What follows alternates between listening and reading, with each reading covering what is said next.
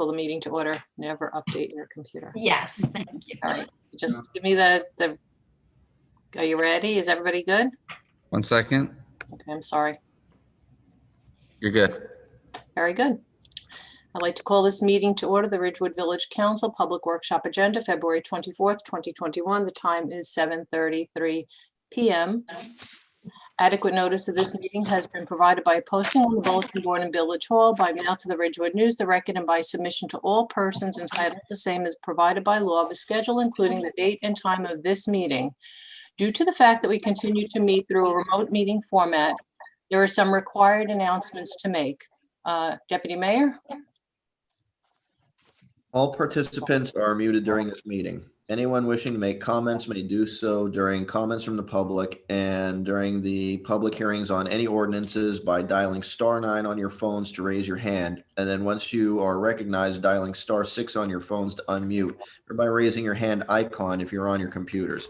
You must state your name and address for the record. Members of the public may also submit written comments for us for any future remote meetings by either email to Donna Jackson, Deputy Village Clerk, at djackson@ridgewoodnj.net with the subject line comments for Village Council meeting, or written letter to Donna Jackson, Deputy Village Clerk. Written comments must be received by 4 p.m. on the day before the remote meeting in order to be read into the record during the meeting. All written comments must adhere to the time limits already set by ordinance. Members of the public commenting during a remote meeting shall not act in any manner to disrupt the meeting. If anyone becomes disruptive during the meeting, they will be muted. If time permits, the disruptive individual shall be allowed to speak after all other members of the public are provided with an opportunity to comment. Any continued disruption may result in the member being prevented from speaking during the remainder of this meeting. Disruptive conduct includes, but is not limited to, shouting, interruption, and the use of profanity. Very good. Roll call. Councilwoman Perrin, Here. Councilwoman Reynolds, Here. Deputy Mayor Seaton, Here. Councilwoman Walsh, Here. Mayor Knudsen. Here. Please join us for the flag salute. I pledge allegiance Allegiance to the flag of of the United States of America and to the and to the republic for which for which it it stands, stands, one one nation, nation, under under God, God, indivisible, with with liberty. liberty and justice. for all. Please join us in a moment of silence for men and women serving our nation, our first responders, and all of our frontline workers.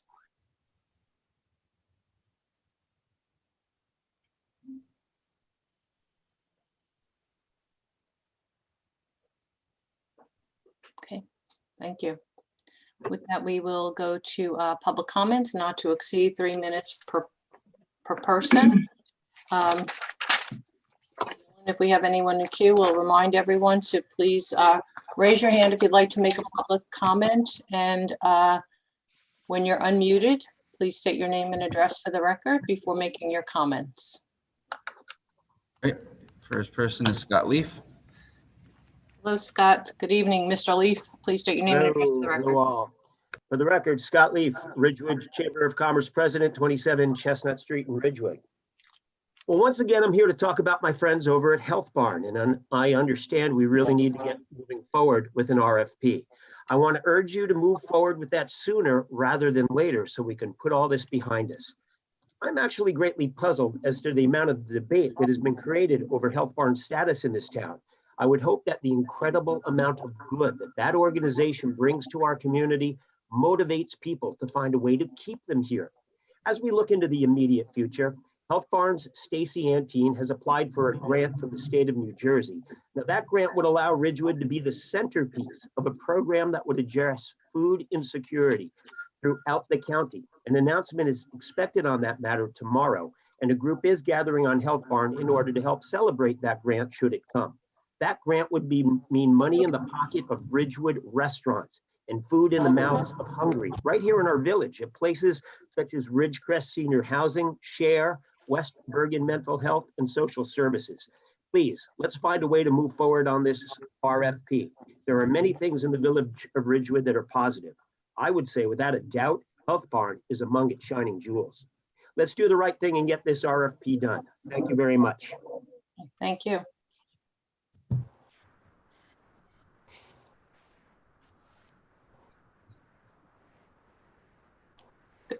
Siobhan. Good evening. Please state your name and address for the record. My name is Siobhan Cranon Winograd, and I live at 274 Ivy Place. So tonight will be more of a public questioning from me rather than a comment. After a week of several alarming phone calls, meetings, and emails, I figured the best place for me to seek answers was here in front of the public, at the podium, in the digital sunshine of this Zoom meeting. I also politely request that after public comment is closed, someone from the dais sincerely attempt to answer my questions, as that seems rare these days. My first batch of questions is about Shedler. 1, at what point did the full 7 acres of the Shedler property become historic? While I understand the important significance of the house, my main concern is that at some point, the triangle base, L9 on the tax map, was considered historic. Where are the documents and facts that led to this field and path area being declared historic? Again, not the house.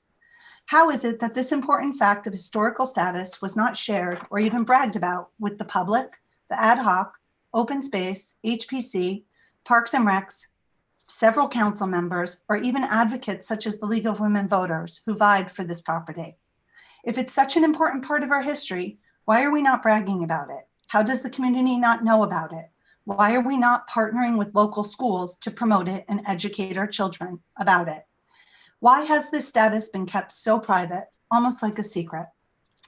Beyond the historical status, I have other questions regarding the future of this important piece of property and the status of the project related to the field.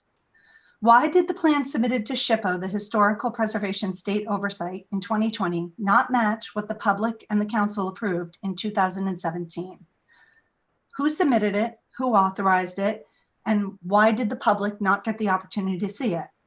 Why were the stakeholders, as I mentioned before, not provided with this copy of the January 2020 submission? How is it that when SHPO rejected the January 2020 submission, the whole council did not know, yet select members did? And then in the fall of 2020, it appears that select council members worked on the plan. When and where were the pergola and patio improvements to the house approved? The website does not yield them. I cannot find them. And sadly, all my requests to be provided with that date have been ignored. And again, to the overall project, why was the community, the public, and important stakeholders not informed of this? How is it possible that during the 2021 budget, the numbers for this project were not provided on a screen? Watching the budget meeting has been frustrating. It's like doing a math problem, but you're not allowed to see any of the numbers. Apparently, from what I can pull from the verbal conversation, $2.5 million was proposed for this year. How is that possible when no one's seen the plan? What a mess. In fact, my last question is, how? Oh, I'm sorry, Siobhan. I'm sorry. The time is up. I wasn't paying attention. I'm sorry. Thank you for your comments. Appreciate it. Have a good evening. All right, next person is Matt DeMueller. Please unmute. Hi, can you hear me? Yes, Yeah. good evening. Please state your name and address for the record. Yes, my name is Matthew DeMueller and I live on 53 Crest Road. I'm here today to talk about the Health Barn again. I've come to talk to you before and just telling you my story with Health Barn, how it helped me through a dark time when I first moved here and how it's helping lots of other people within the community, specifically special needs children and also senior citizens. They do great work. I'm sure you know this, but we definitely need to have the RFP go through because we want to get this wrapped up. We want stability, not only for the employees, but also for the students in Ridgewood to have a nice place that they can continue going to as they grow up, much like I have. And we really just want this to be a transparent process. So hopefully we can have this going on for many generations. It's helped me, it's helped many other people. I think that this is a great thing for it's really a shining star of our village, and it's not to be taken for granted. So let's move this through. Like somebody said before, let's move quickly because they're doing great things, and Health Barn is an amazing place, and we're really lucky to have it here in the village. Thank you. Okay, thank you, Matt. Have a great evening. You too. All right. Next is the dial-in ending in 9557. Good evening. Please state your name and address for the record. Hi, this is Erin Taddy, 419 Bogart Avenue. Can you hear me? Yes, go ahead, Erin. Sorry. We can hear you. You're Okay. good. Thank you. I'm calling in tonight to strongly urge the Village Council to immediately implement and enforce a social media policy. And that policy should clearly state that anyone who slanders, defames, or threatens the well-being of another resident should be immediately relieved of their duties, be they an employee or a volunteer who serves on a various board. I see that there is finally an official declaration of trying to discuss a social media policy on the agenda tonight. I have a personal interest in this, stemming from an incident in September of 2019 when I was full-on cyberbullied by a sitting member of the planning board. There were numerous insults to my appearance, my family, my intelligence, and my character was impugned, but perhaps the most distressing was the fact that there was in print a discussion about hiring a hitman. My husband and I went to the tremendous expense of hiring an attorney who served the person with a cease and desist letter. I immediately brought this incident to the attention of the Ridgewood Police Department and subsequently to the Village Council. Despite the appalling behavior of this particular planning board member, the Village Council majority chose to allow to continue to let this person serve in her position. I did receive an email from Heather Mailander after several attempts where she did refer to her behavior as appalling and abhorrent. I urge you to immediately implement common sense measures to prevent such an atrocity from happening to anyone else. What if somebody in a position like that should go after somebody who's in a fragile mental state? There is a strong correlation between cyberbullying and self-harm, and it must be prevented at all costs. I cannot believe it took almost a full year to even get this discussed at any village council meeting, and that was in August, and the only outcome was to put off the discussion. Now it's 6 months later, and it's finally, hopefully, being brought to fruition. I myself am fortunate to have the support of a large network of friends and a devoted spouse, but there are people who may not have such a support system. Instilling common sense measures and expecting people to serve the town in any capacity to comport themselves with basic human decency on social media does not seem like too much to ask. It is long past due that something be done so that nobody else and nobody else's family has to endure the pain and suffering that I did at the hands of this person who serves on the planning board and the village council for failing to take action. When Jeffrey Voigt left the village council, his last remarks were that the village council failed a resident. And I am the resident that you failed. And it is my fervent hope and prayer and wish that you will do something to make sure that if anybody else. Erin, I don't mean to interrupt, but it's 3 minutes and we hear your message and we appreciate you calling in and sharing that with us. So thank you very much and have a good evening. Bye-bye. All right, next person is Mr. Hallaby. Please unmute. Good evening. Please state your name and address for the record. Yes, Rorik Hallaby, 374 Evergreen Place. I listened to the budget meeting on Monday and could not make heads or tails of what is being discussed since I did not have access to the budgetary documents that you all had. Not being provided with this material, you are making a mockery of having an open meeting. Also, you are making a mockery of claiming transparency. My suggestion is that you post on the website whatever is provided to the village council, the various members of the village council, so that the public can review the material before the meeting. My second point concerns, Shadler. Here again, it was very difficult making sense of all the figures that were bandied about. And frankly, I did not have the comfort that any of the council members had a much better idea of the numbers than I did. Supposing our very, very capable CFO prepares a one-page summary on Shadler with 4 sections, objectives of the Shedler project, both the house and the park, what has been accomplished so far and what needs to be done, the amount of money that has been spent on the house and park, and the source of the funds, village or grants, the budget for what has yet to be spent finishing the project for the house and the land. My last point concerns an item for the closed session on decorum, a matter that frankly is near and dear to my heart. It is imperative that you don't use decorum to suppress people's right under the First Amendment to express themselves freely and to be able to petition the government for a redress of grievances. I'm an 80-year-old man who has been a resident of Ridgewood for 51 years. Rightly or wrongly, I believe the administration that has run the town for the past 5 years is the most cynical, incompetent, and corrupt that I can remember. If this is how I feel, who is to say I cannot look you in the eye and state my opinion that this administration is cynical, incompetent, corrupt? You may disagree with me, but that's my opinion. Also, we are supposed to address the dais and not individual members. Well, the dais does not mislead, lie, dissemble, or obfuscate. So when I think a member of the council has misled, lied, dissembled, or obfuscated, why can't I be able to hold that person to account?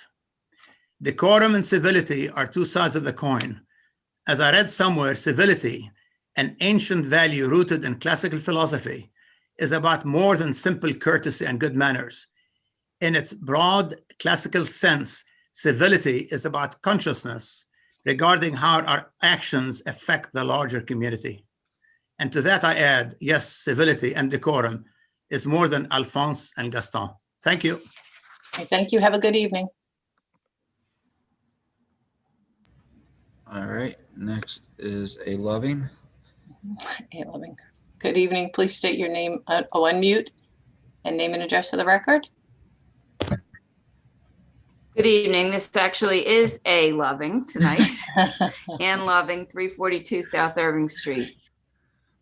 In the last several meetings, it seems there's been a couple people that have called in repeatedly complaining about lack of transparency. They seem to want legal matters, litigation, things to do with leases and other such items discussed not in closed session, but in open forum. A former council person recently had a letter in the newspaper called Ridgewood's Lack of Transparency, complaining about the same thing. Well, yesterday, an elected official from Alamucci had a letter in the newspaper. He's currently a councilman and he's a former mayor in Alamucci. And he said, and I'm just going to read a little bit of this letter regarding Ridgewood's lack of transparency letter from February 18th. The letter writer questions the increase in budget for legal fees and the full-time position for someone to handle Oprah requests. Being a past mayor and current councilman, I can only assume that the letter writer is aware, as a prior councilman, that litigation and potential litigation issues are required to be discussed in executive session, closed to the public. And then he goes on to suggest, he would suggest that the letter writer get his petition ready and run for council once more, and then he could be privy to the legal matters and have a vote on the decisions that are being made. You can't see my face, but you might call it a smirk on my face. What I really am trying to say here is that I disagree with the people that are criticizing you for having closed sessions and who feel that they need to be privy to everything that's being discussed. There's certain procedures and certain matters that need to be discussed in closed session. And I just wanted to put in a vote of support for how you guys are managing the lease at Habernickel and litigation on various matters. I appreciate it. I think you're doing a good job, and thank you. Thank you. Have a good evening. All right. Next person is Regina McManair. Good evening. Please unmute and state your name and address for the record. Hi, everyone. Regina McNamara, 974 Hillcrest Road. I have been closely watching these meetings since October and listened to dozens of people praising Health Barn. Additionally, I know you have received numerous letters in support. And finally, the digital petition confirms the overall village support of Health Barn. You now have received your building reports and P&Ls, which are sound. I speak for the immediate neighbors of Habernickel and request that the regular maintenance items receive attention in the way you attend to your other owned properties. Vote tonight to proceed with the RFP. You have all the information you need, and it's time to vote. Thank you. Thank you. Have a good evening. All right. Mayor, I have more. Mayor, I'd like to tell you that I have 7 letters that I will need to read also. Okay, great. So if we have no one else in the. No, we have 2 more. Okay. Let's finish the phone. Stacy Kalish. Hi, Good good evening. evening. Name and address for the record. This is Stacy Kalish from 339 South Bandine Avenue. Thank you very much. I'd like to request that the village move forward with the regular maintenance of the Habernickel Gatehouse, much in the way that the village maintains all of its other assets. Please prepare an RFP as soon as possible. Health Barn USA is an asset to our community, and I would hate to see any further delay jeopardize their ability to stay in Ridgewood. The public-private partnership is a successful model, and using the gatehouse as a revenue stream benefits our taxpayers. I hope you'll consider my comments. Thank you. Great. Thank you. Have a good evening. All right. Next person. Alejandro Rivera. Good evening. Please unmute Alejandro and state your name and address for the record. Hi, good evening. My name is Alejandro Rivera. I'm from 349 Meadowbrook Avenue. I want to express my support for Health Barn staying in town. My wife and I are frequent attendees to the Health Barn programs, and we feel that they're an asset that enriches the life at the village. I would assume that the rent that they pay, which is in excess of probably $40,000, is a revenue that the village really needs. I think that it goes against the interests of the village and its residents to lose Health Barn's community-minded initiatives. We should encourage programs like these that benefit the town restaurants while at the same time providing relief to first responders to whom we owe so much. They are examples to be followed, and forcing them away will be in detriment to Ridgewood's reputation as a desirable place to live. Thank you. Thank you, Alejandro. Have a good evening. Thank you. All right. Next is a caller ending in 1333. Please Good unmute. Please unmute and state your name and address for the record. Hi, I'm Sophia De Bastani, a senior at Ridgewood High School, and I live at 143 Spencer Place. I wanted to make a quick statement about Health Barn. I ask you to please issue the RFP, as Health Barn is essential for the Ridgewood community, and doing so will only show positive benefits. To be completely honest with you, I'm not sure why allowing Health Barn to stay open is still an issue, as you have seen all of the tremendous support for Health Barn and disagreement with the council trying to shut down this beloved business. There are so many neighbors supporting Health Barn, and I do not know why the message hasn't been received that is essential for Health Barn to have their lease renewed and stay in Ridgewood. I am an employee at Health Barn, and it is incredible how much these kids learn at Health Barn. It truly is amazing, and Stacy has done an amazing job with her programs. We have such an impact on everyone who steps on the grounds of Health Barn, whether it be in the garden, learning about nutrition, or cooking a delicious meal together. Everyone loves Health Barn, and the look of happiness and excitement on these kids' faces when they come to Health Barn should not be stripped away from them. Additionally, Health Barn should be able to be given a proper proposal process. Health Barn is such an amazing and loved place in Ridgewood, and by not giving them a proper proposal process and allowing them to stay open, you will be disappointing the Ridgewood community and disregarding the good of your own town, Ridgewood. Also, I would love to add that Health Barn does so much for many individuals as well as the community as a whole. If you research more about Health Barn or experience what I see on a daily basis, you will right off the bat be convinced that Health Barn is essential for our community. Some examples are healing meals and all the nonprofit work Health Barn is a part of. Health Barn constantly gives back to the community, so it is time you do the same. We have impacted so many families and truly have so much positive impact on everyone. I firsthand get to experience how amazing Health Barn is, as well as how amazing Stacy is. Therefore, I hope you consider my statement. Again, Stacy is truly such a kind person and would do anything for others. And she even helped me get into my dream school. Thank you. Thank you. Have a good evening.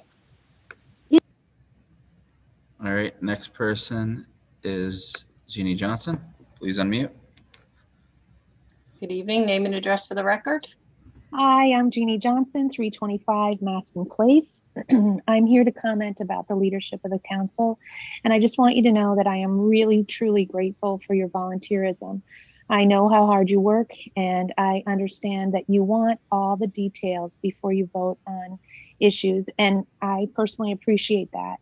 My request is that you scrutinize all of the projects equally going forward. The disparity between the way money has been spent on projects like Shedler and the way that the Habernickel Gatehouse has been inspected is disappointing at best. One area is hemorrhaging tax dollars and the other is bringing in revenue.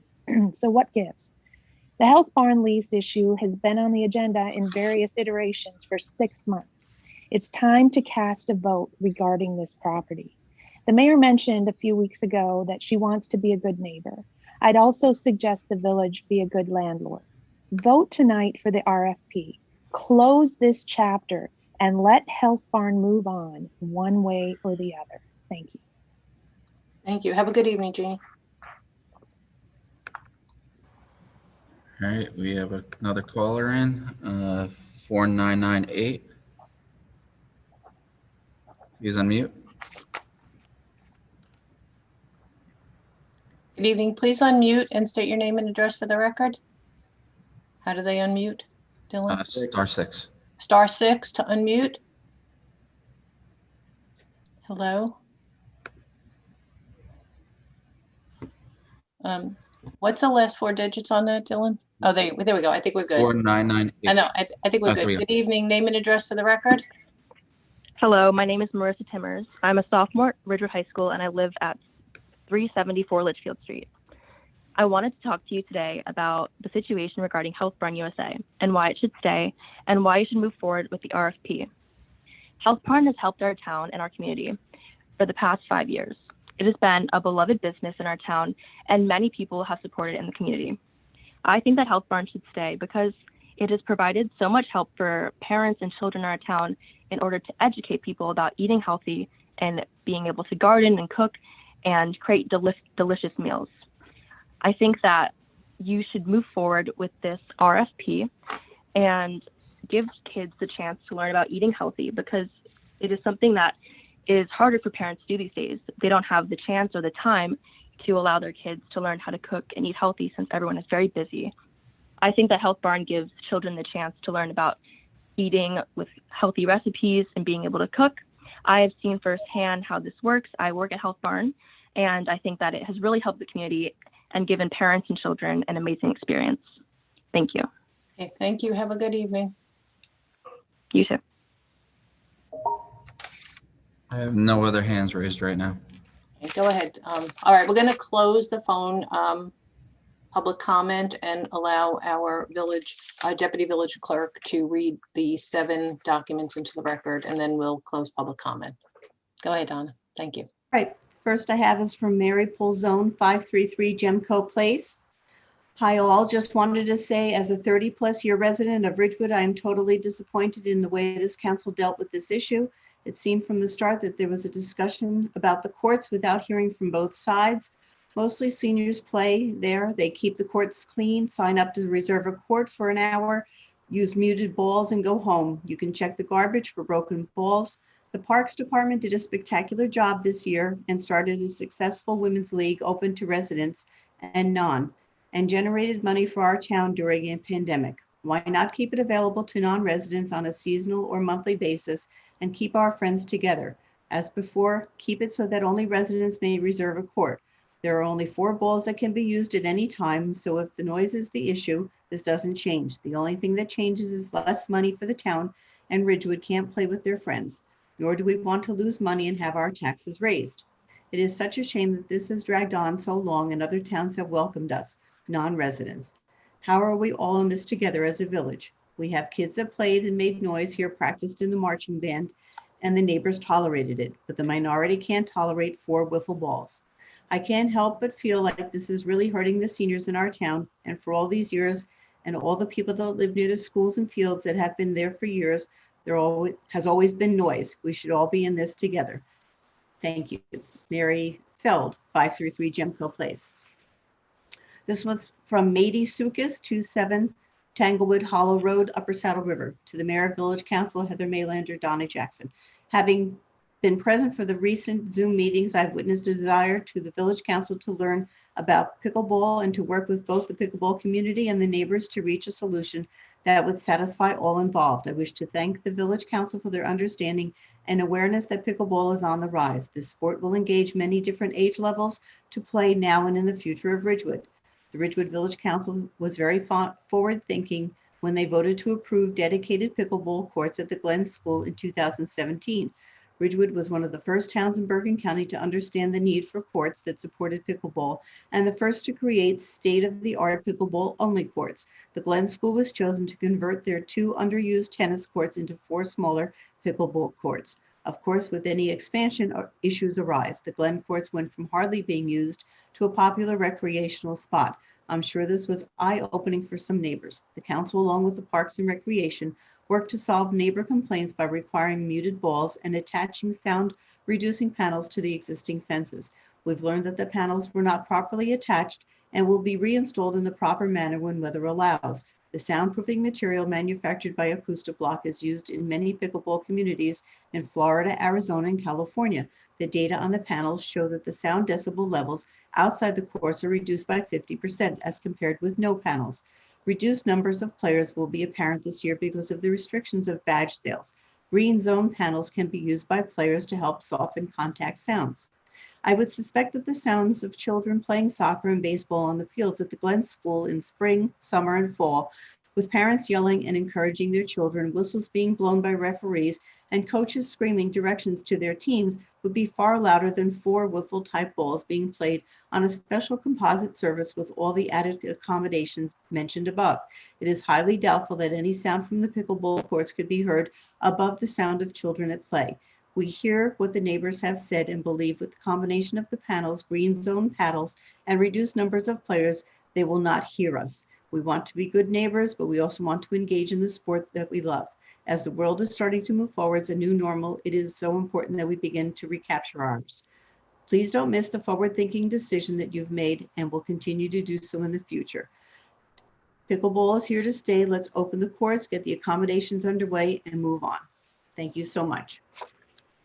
The next one's from Dolores DeAndrea, 106 Pine Street.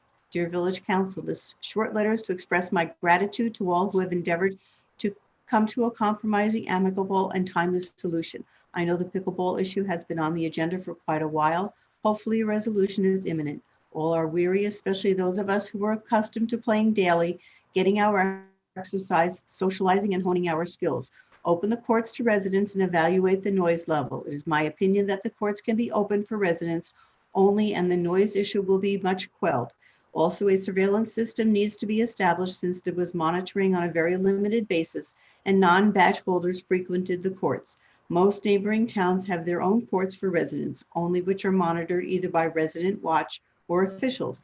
Please retain the reservation system. It was so helpful and gave those making the reservation the opportunity to gather friends and be comfortable knowing they can play for an allotted time.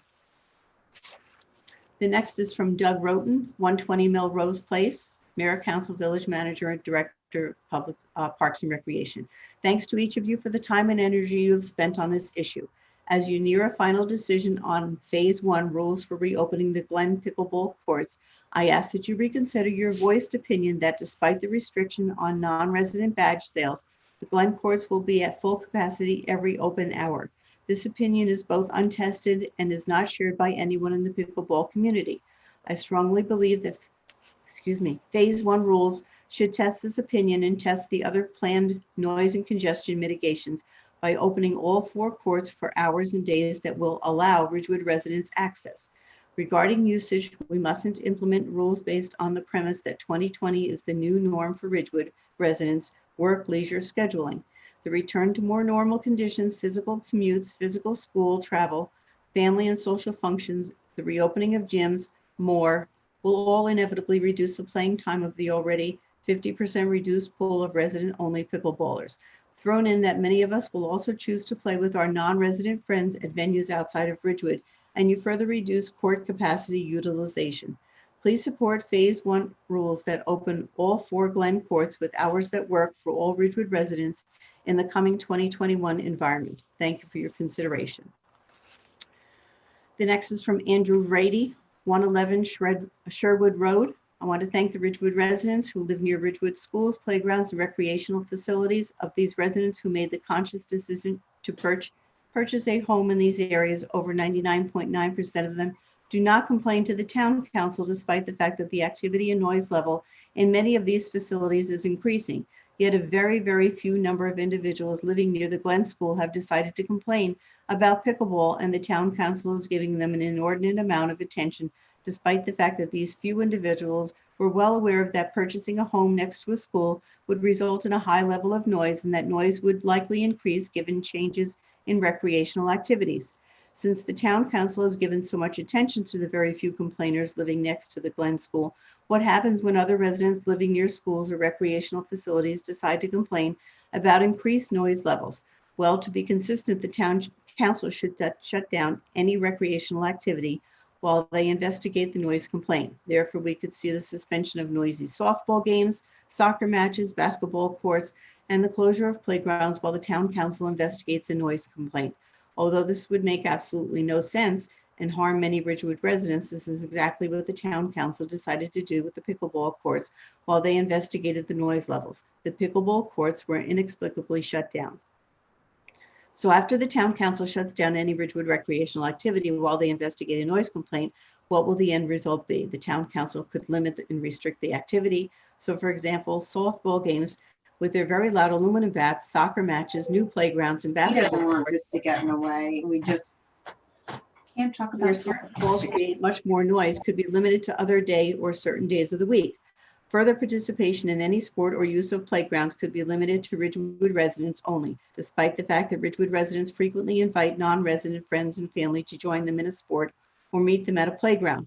This type of limitation of any of the aforementioned recreational activities would also make absolute no sense and would harm many Ridgewood residents, but these limitations are being considered for the pickleball courts.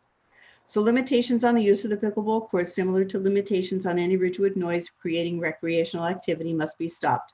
Further, the town council must never again shut down a Ridgewood recreational activity while they investigate a noise complaint. These are both dangerous precedents which will harm Ridgewood residents. This one's from Boyd Loving. Donna, I don't mean to interrupt. I just want to ask, are you putting a timer on for, I just want to make sure that everybody's being treated fairly, that we're imposing a time limit on our, those that call. And Right. that went considerably over the 3-minute time limit. So I think we have to adhere and treat everyone fairly. Right. I do read them ahead of time to make Okay. sure that any that are lengthy, anyone that's lengthy, we will hold to the end of the meeting. But I have 2 more that are short. Okay, great. Thank you. Thank you. This one's from Boyd Loving, 342 South Irving Street. Good evening, Mayor and Council. A tremendous round of applause is due to the many Village of Ridgewood employees and volunteers who worked in record time to design, organize, and staff the village's COVID-19 vaccination clinic. Applause is also in order for Village Manager Heather Maylander and the Village Council itself for providing support, leadership, and direction in connection with this initiative. Sadly, as detailed within a recent news article printed in the Record in the Ridgewood News and posted on northjersey.com, a rather preposterous decision made by the County of Bergen has temporarily prevented the village's clinic from offering any additional first shots. Hopefully, the county will come to its senses shortly and release enough vaccine material to enable Ridgewood's vaccine-eligible residents to receive their first shots locally. Thanks again to all of the hands-on vaccination clinic employees and volunteers, and to Ms. Maylander and members of the Village Council who made this fantastic amenity happen. And the last letter I have, Dear Mayor Susan Knudsen, Deputy Mayor Michael Seaton, Councilwoman Lorraine Reynolds, Councilwoman Pam Perrin, Councilwoman Bernadette Walsh, Village Manager Heather Maylander. We, the appointed members of the Ridgewood Arts Council, urge consideration to fund the Ridgewood Arts Council trust account with $5,000 in the current budget for the following reasons. Artists/art events create meaningful experiences that help shape the distinct character of our incredible village of Ridgewood. Art and cultural activities increase the satisfaction, rootedness, and community feeling, especially during and after the isolation and fear caused by a pandemic. Art events promote a deeper connection to our localities. This helps the neighborhood retain its people, which in turn impacts the local economy and long-term growth. Local artists make our village more livable, providing us with opportunities to interact with our neighbors, take in something meaningful, and foster a more robust attachment and devotion to the place we call home. Over time, this keeps us from dreaming of being somewhere else. We look forward to a great year for the arts and our village of Ridgewood.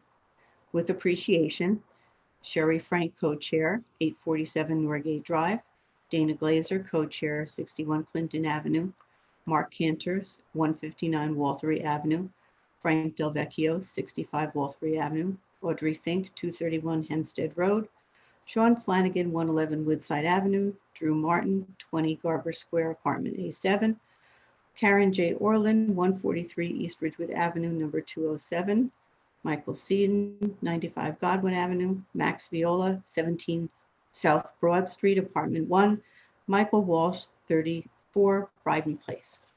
And that's all that I have. Great, thanks so much. Okay, so we're going to close public comments. We're done. I just wanted to touch base on a couple of items.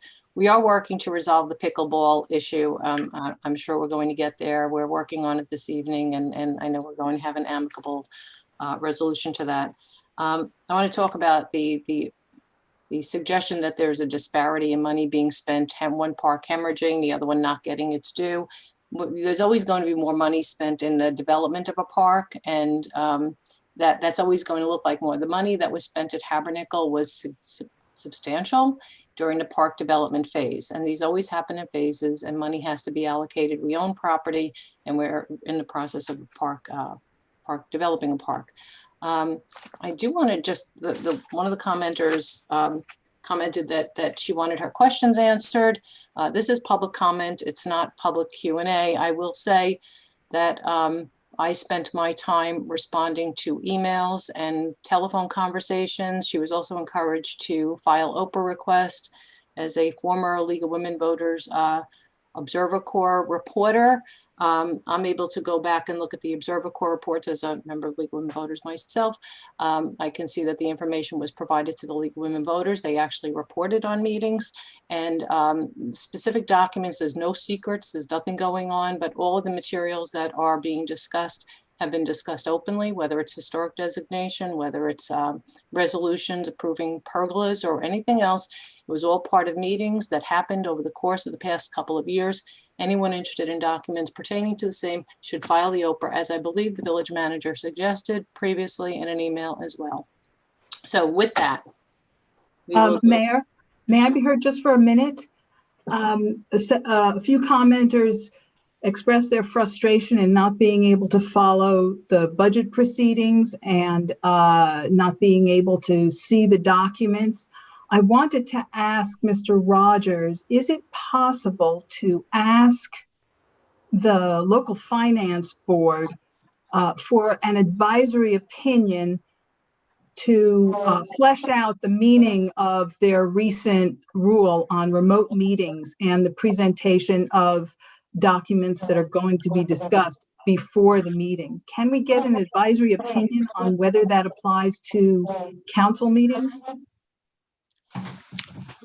I'm unmuted. Yes, we can certainly make that request. I think that would clear up a lot, because it really is difficult to follow council meetings generally without documents, but really bad with during budget sessions. So Councilman, I'm glad you raised that. So back when we were at Village Hall, we had transparency binders with, actually it was our previous village council that introduced transparency binders that made many documents available to the public. These are draft documents, and often we found that these materials wind up on social media and elsewhere in draft form. and they're not refined, and it becomes problematic because some individuals misinterpret the information. But I think it's really important that everyone understands our budget process is different from the Board of Ed. We do different departments. It is different than other municipalities that do small committee budgets. So we are absolutely transparent, but you know, I think that in fairness, this is how the budgets have been done, with the exception of the few years of the transparency binders. Documents like these have never been made available to the public. We did it during that time, but we certainly can't publish these kind of documents online. They were in the transparency binders. Unfortunately, we're not there. But with that, we'll get that advisory and we'll look into what we can do as always. And we're going to move on to the manager's report. Okay. I just want to remind anyone who does want to send in a written comment to please put in the subject line of your email, comments for village council meeting, and also include your name and address on the comments. If it doesn't have comments for a village council meeting, it won't be read at the meeting. I just want to remind everyone, we're still continuing to get snow and ice. So if there is snow and ice, or it's predicted for that day, and you have garbage collection, please be sure to bring your garbage cans to the end of your driveways. And then also realize that we will not pick up in the rear yard again until you have a clear path to your garbage cans.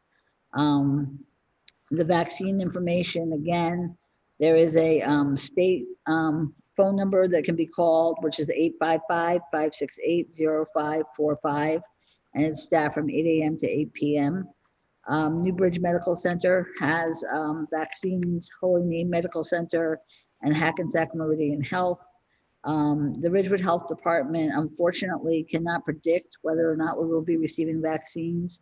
We were able to have a vaccine clinic today. However, we can't predict that we'll have it every week. So certainly you can still sign up if you're a Ridgewood resident and fall within the categories which are now being served for vaccines. You can certainly sign up on that email, which is on our website, or we have someone in our health department who can help you. And I just want to let you know that that list still stands at 600 people. However, when we did call people to see if they were ready to come and get their vaccine, we found that the majority of them had already found a vaccine elsewhere. So the 600 is really not 600. It may be half of that. It may be a little less than half of that. So please continue to sign up again if you fall into the categories which are being served right now. Once again, 15-minute complimentary parking spaces in the Central Business District. Please be aware that even if you pay the kiosk in those 15-minute spots, you will receive a summons, because the 15-minute spots are free and they've been sponsored by various local businesses and Ridgewood residents. And you can't extend the time period past that 15-minute time frame. A virtual film festival will be held by the Ridgewood Guild on Saturday, February 27th to Wednesday, March 3rd. Visit the film festival website to purchase tickets, which is ridgewoodguildfilmfest.com. Super Science Saturday is free and will be held on Saturday, March 6th in a virtual format. It's the 33rd annual celebration of Super Science Saturday. There is a behind-the-scenes look at animals in a zoo, as well as a NASA presentation about Earth-observing satellites that measure polar ice caps to predict the Earth's temperature changes. Special presentations will be pre-recorded video demonstrations from K-12 students, including Ridgewood High School Invention Award winners, along with professional scientists who can show you how to build your own robots, construct an egg drop container, and cookie chemistry and more. The event closes with a model rocket fly-off at 12:30 p.m. Please visit the website, which is supersciencesaturday.org. Due to COVID-19, certain events have been canceled. That includes the annual baseball parade and family fun event, and the Earth Day Fair, Daffodil Festival, and Dog Parade, which are all held on the same day. The Village Council upcoming meetings are broadcast live. March 3rd at 7:30 p.m. is a work session. March 10th at 8 p.m. is a public meeting, and March 24th at 7:30 p.m. is a work session. All of these are found on the village calendar, as well as on the website under the community calendar. Again, remember, on the public meeting nights, we do meet at 7:30 to review the agenda. if you want your comments known in the main part of the minutes. And please wait until 8 o'clock to make your comments at that time. That's all I have. Okay, very good. Councilwoman Perrin? Thank you, Mayor. Open Space Committee met, and we were glad they expressed, well, they were glad that the council had changed the terms from 1 year to 2 year for the residential members of the committee, and they're going to rewrite the bylaws to comport with that. We also decided that we're going to review the open space plan, revise it in accordance with regulations, and we're also going to look at the criteria that are used to determine which properties should be monitored and for potential future incorporation into the open space plan. The Central Business District Advisory Committee also met last week, and we discussed the budget request, which was put to council last week for CBDAC. And we also discussed that the grab and go funding is going to have to be renewed as of May 1st, and that it would be good to spread out the requests and how should we do that. So I'm going to be speaking to Matt about grab and go, but I won't pursue that here. No sense wasting everybody's time. But that is an issue that I need to clarify with Matt. And I think that's about it. My other committees did not meet. Okay. Councilwoman Walsh? Thank you, Mayor. I just have to report on Parks and Rec. We had our meeting last evening, and a couple things that came up. The first thing is that finally, and believe it or not, with the snow, PSC&G was able to do the work they needed over at the Maple Field Light project.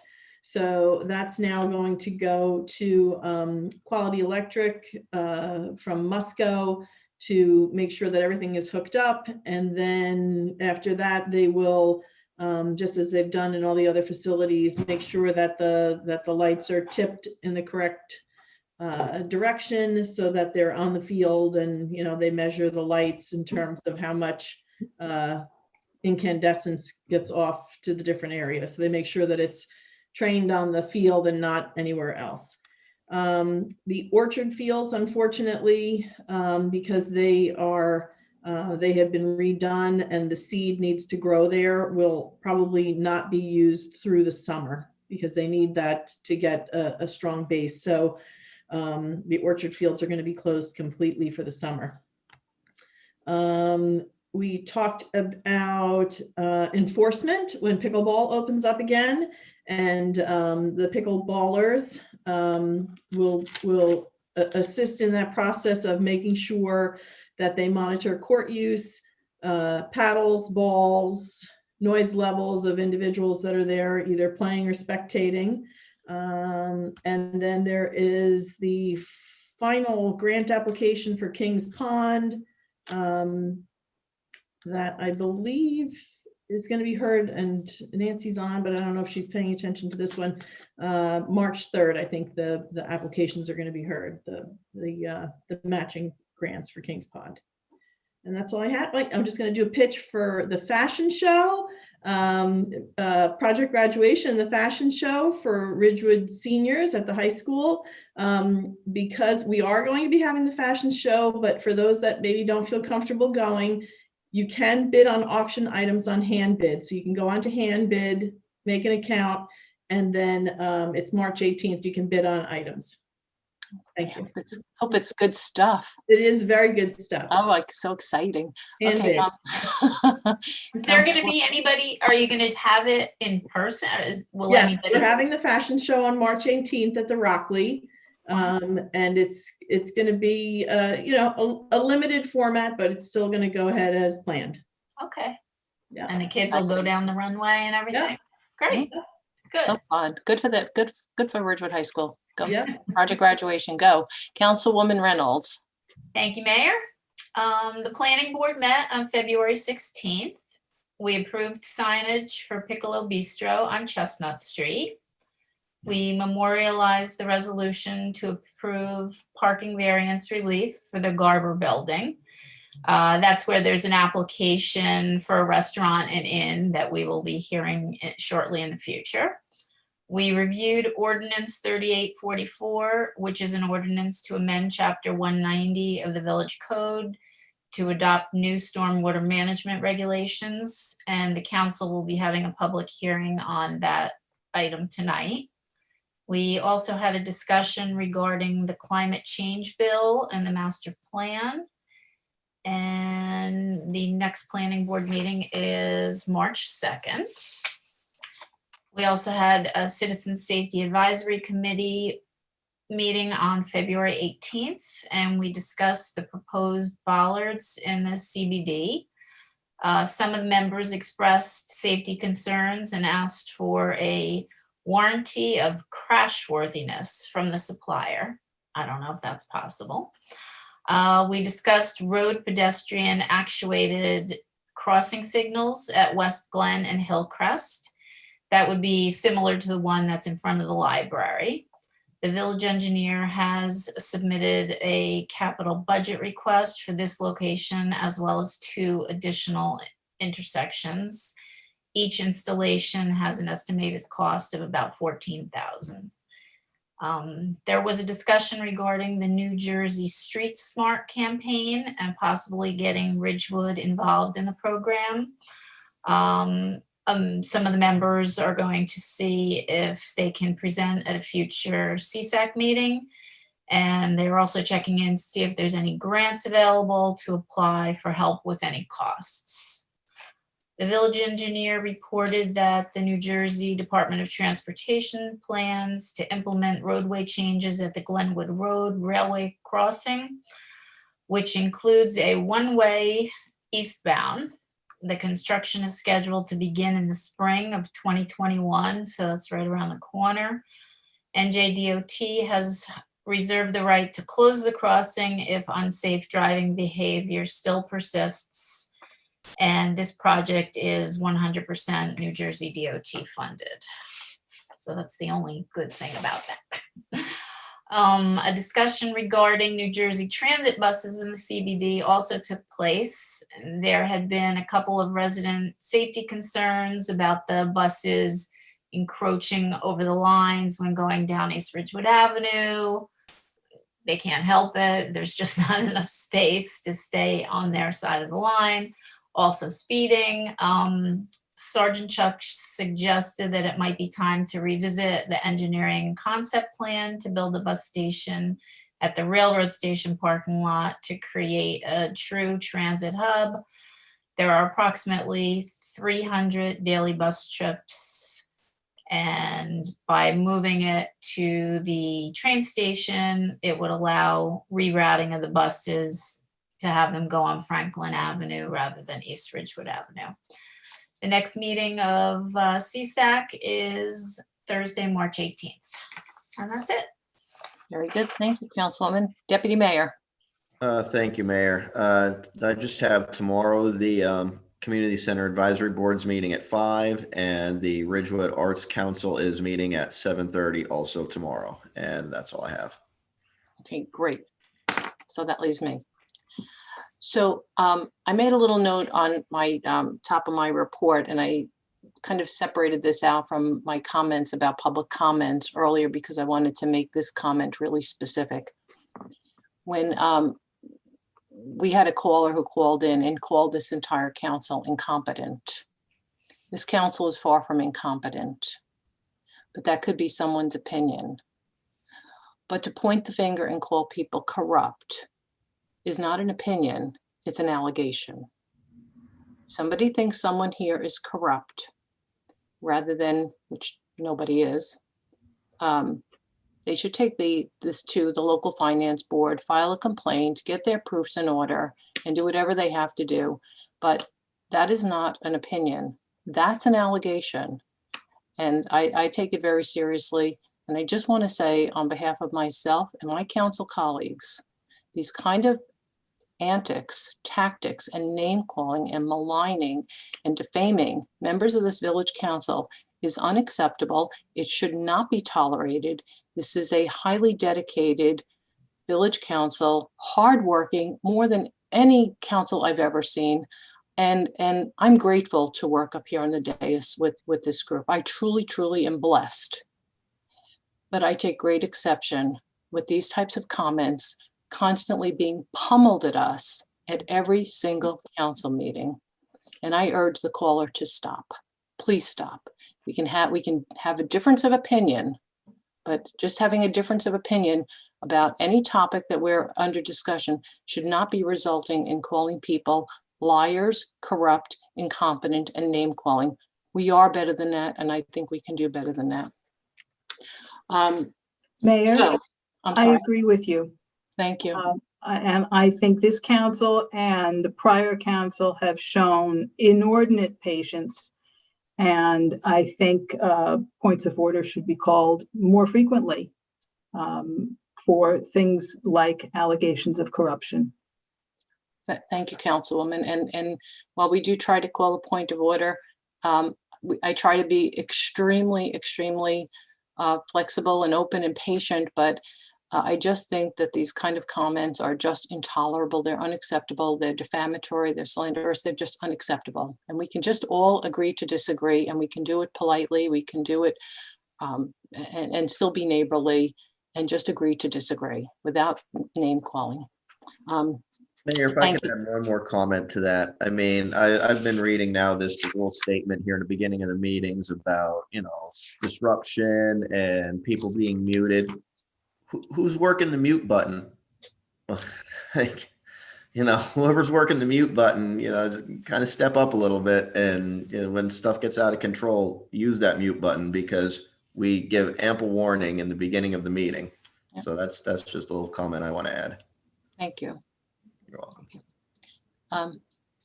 Okay, with that, I'll give my report now. So last Thursday's Community Access Network Zoom meeting, the Zoom meeting was canceled, not due to snow, although it was snowing fairly heavily. Honestly, we were just caught up with all our pending matters and had nothing on the agenda to discuss. I do want to point out to members of our special needs community who are seeking special needs housing at the future site at the Seal Fonds, the third floor of the Seal Fonds building. I urge everyone to please continue to monitor bergenunitedway.org for the applications to be posted. It is anticipated that will be early March, and this will be our last meeting of February. So next week is early March. Please, again, that website, bergenunitedway.org. Please monitor that. There are 16 units. 8 of those are supportive and 8 independent special needs adults. So please monitor that. The 4th of July committee will be meeting with village officials early next month as well, to discuss the feasibility of any 4th of July celebration.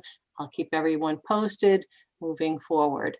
I do have a little note here. I think I just wanted to make a suggestion to Councilman Perrin and Councilwoman Reynolds that the CBDAC might be interested in working with CSAC on that bus rerouting, because it may in fact impact the type of pedestrian traffic that is much needed in the CBD, and kind of changing that could have a significant impact. Library Board of Trustees met last night via Zoom. We discussed details of the generator shared service project that we're working on, shared service program with Ridgewood Water. The trustees agreed, as did Ridgewood Water, that this is a win-win for both the library and the water utility. So we're really excited that we know in the future, in the event of a blackout, we're going to have a generator in place. We're moving very quickly through this process, and the library knows what their obligations are. Ridgewood Water knows what their obligations are, and we'll hammer out the fine details when everything is in place. The virtual library food-free author luncheon featuring Madeline Miller is scheduled for April 14th. The event will be via Zoom, and Harlan Coben is moderating, which will be really exciting. An auction will also be held via remote. Bidding donations are being accepted now via the Friends of the Ridgewood Library. The library hosting system can actually accommodate up to 1,000 guests in a Zoom. Probably be really tiny little boxes, but we'll be there. So everybody can jump in and join. And I know the tickets will be on sale, so please look forward to seeing those. A subcommittee was formed to, a Library Board of Trustees subcommittee was formed to analyze the Reimagine project to acquire a better understanding of the process and how it is that our application for the grant money from the state of New Jersey was not approved. As we're analyzing the other projects that were approved, some that weren't, we're working on that. Information gathered will be used to refine our Reimagine project for the second round consideration. So we're excited about that. Congressman Josh Gottheimer conducted a mayor's roundtable Zoom meeting to update our district on his efforts in Washington, D.C. The congressman has been working on direct checks program for the state and local governments in support of resources for school reopening, infrastructure, local businesses, unemployment, and especially for vaccine distribution. Something I want to say we've been working hard on right here in Ridgewood. And before I continue with that, I too want to thank the village manager and especially the Ridgewood Health Department, all the nursing staff. We conducted an amazing clinic today. And I think we would be remiss if we didn't give a shout out to the governor's office and for all of their effort and their lean in, because they have just been amazing at this point. So we're really grateful for their office over there and for the county as well. The county has leaned in to help with buses with the Ridgecrest. And we understand that there's a limited supply of vaccine. And the most important thing is that we have the access, the availability of vaccines, and that we can accommodate the needs, especially of our elderly and vulnerable population. And I think that the words of gratitude were just incredible today, and people are really so appreciative that they've been able to get this vaccine and continue to hopefully get back to a normal life. Congressman Gottheimer shares our concerns for local businesses and unemployment, has been working to ensure the PPP process, it has been streamlined or is being streamlined. Any local businesses having difficulty with the PPP are encouraged to reach out to the congressman's office. He's willing, he's there to help. His staff is willing to help. Anyone needing help in doing so is also welcome to contact me. If they're having difficulty getting his office, I can get that information. And he also is looking to late summer, early fall to revisit the SALT deductions. I believe he said it was going to be part of the tax reconciliation package. Josh said he's going to be pushing to raise the SALT deduction. And so we just want to thank the congressman for his work, for making himself available to his constituents and for organizing the roundtables. It's really, really helpful to be updated on this information. I think that's it for me. And I believe that we're going to take a motion. Are we taking a motion now to suspend our work session and convene a special public meeting? So we need that motion. So moved. Second. Perrin, Yes. Reynolds, Yes. Seaton, Yes. Walsh, Yes. Knudsen. Yes. Okay. I'm going to call this meeting to order. I just want to make sure I have the right agenda in front of me. Sorry. I'm going to call this meeting to order. Village Council, Village of Ridgewood, special public meeting, February 24th, 2021, and the time is 8:41 p.m. Adequate notice of this meeting has been provided by posting on the bulletin board in Village Hall, by mail to the Ridgewood News, the Record, and by submission to all persons entitled to same as provided by law of a schedule, including the date and time of this meeting. Roll call.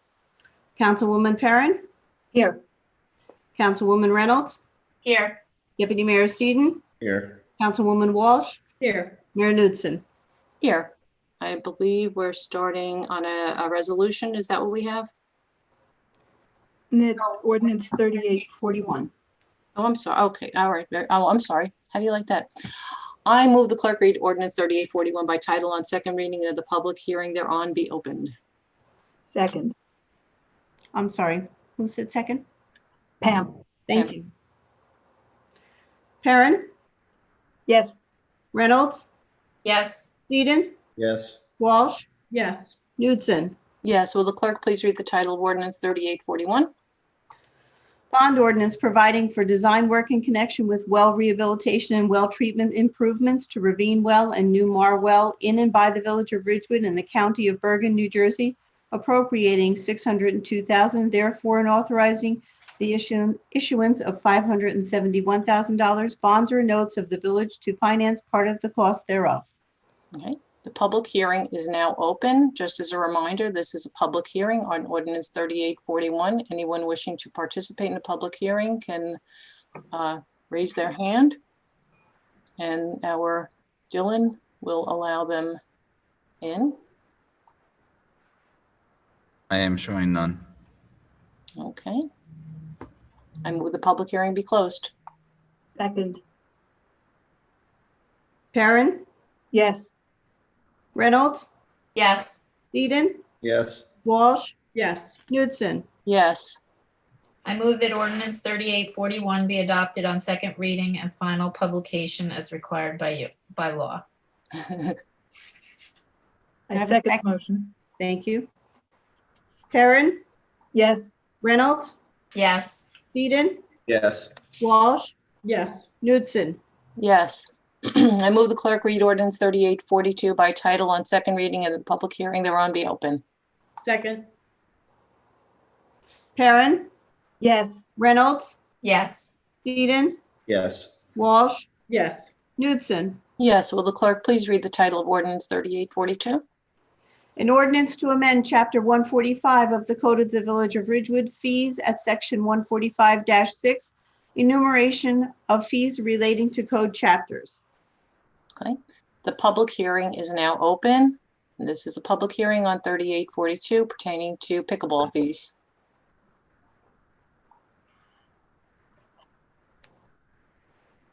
I'm showing none. Okay. I move the public hearing be closed. Second. Perrin, Yes. Reynolds, Yes. Eden, Yes. Walsh, Yes. Knudsen. Yes. I move that ordinance 3842 be adopted on second reading and final publication as required by law. Second. Perrin, Yes. Reynolds, Yes. Eden, Yes. Walsh, Yes. Knudsen. Yes. I move the clerk read ordinance 3843 by title on second reading and that the public hearing thereon be open. Second. Perrin, Yes. Reynolds, Yes. Eden, Yes. Walsh, Yes. Knudsen. Yes, will the clerk please read the title of ordinance 3843? An ordinance to amend Chapter 26 of the Code of the Village of Ridgewood entitled Green Team. The public hearing is now open. This is the public hearing for the Green Team, 3843. I am showing none. Very good. I move the public hearing be closed. Second. Perrin, Yes. Reynolds, Yes. Eden, Yes. Walsh, Yes. Knudsen. Yes. I move that ordinance 3843 be adopted on second reading and final publication as required by law. Second. Perrin, Yes. Reynolds, Yes. Eden, Yes. Walsh, Yes. Knudsen. Yes. I move the clerk read ordinance 3844 by title on second reading and the public hearing thereon be open. Second. Perrin, Yes. Reynolds, Yes. Eden, Yes. Walsh, Yes. Knudsen. Yes. Will the clerk please read the title of ordinance 3844?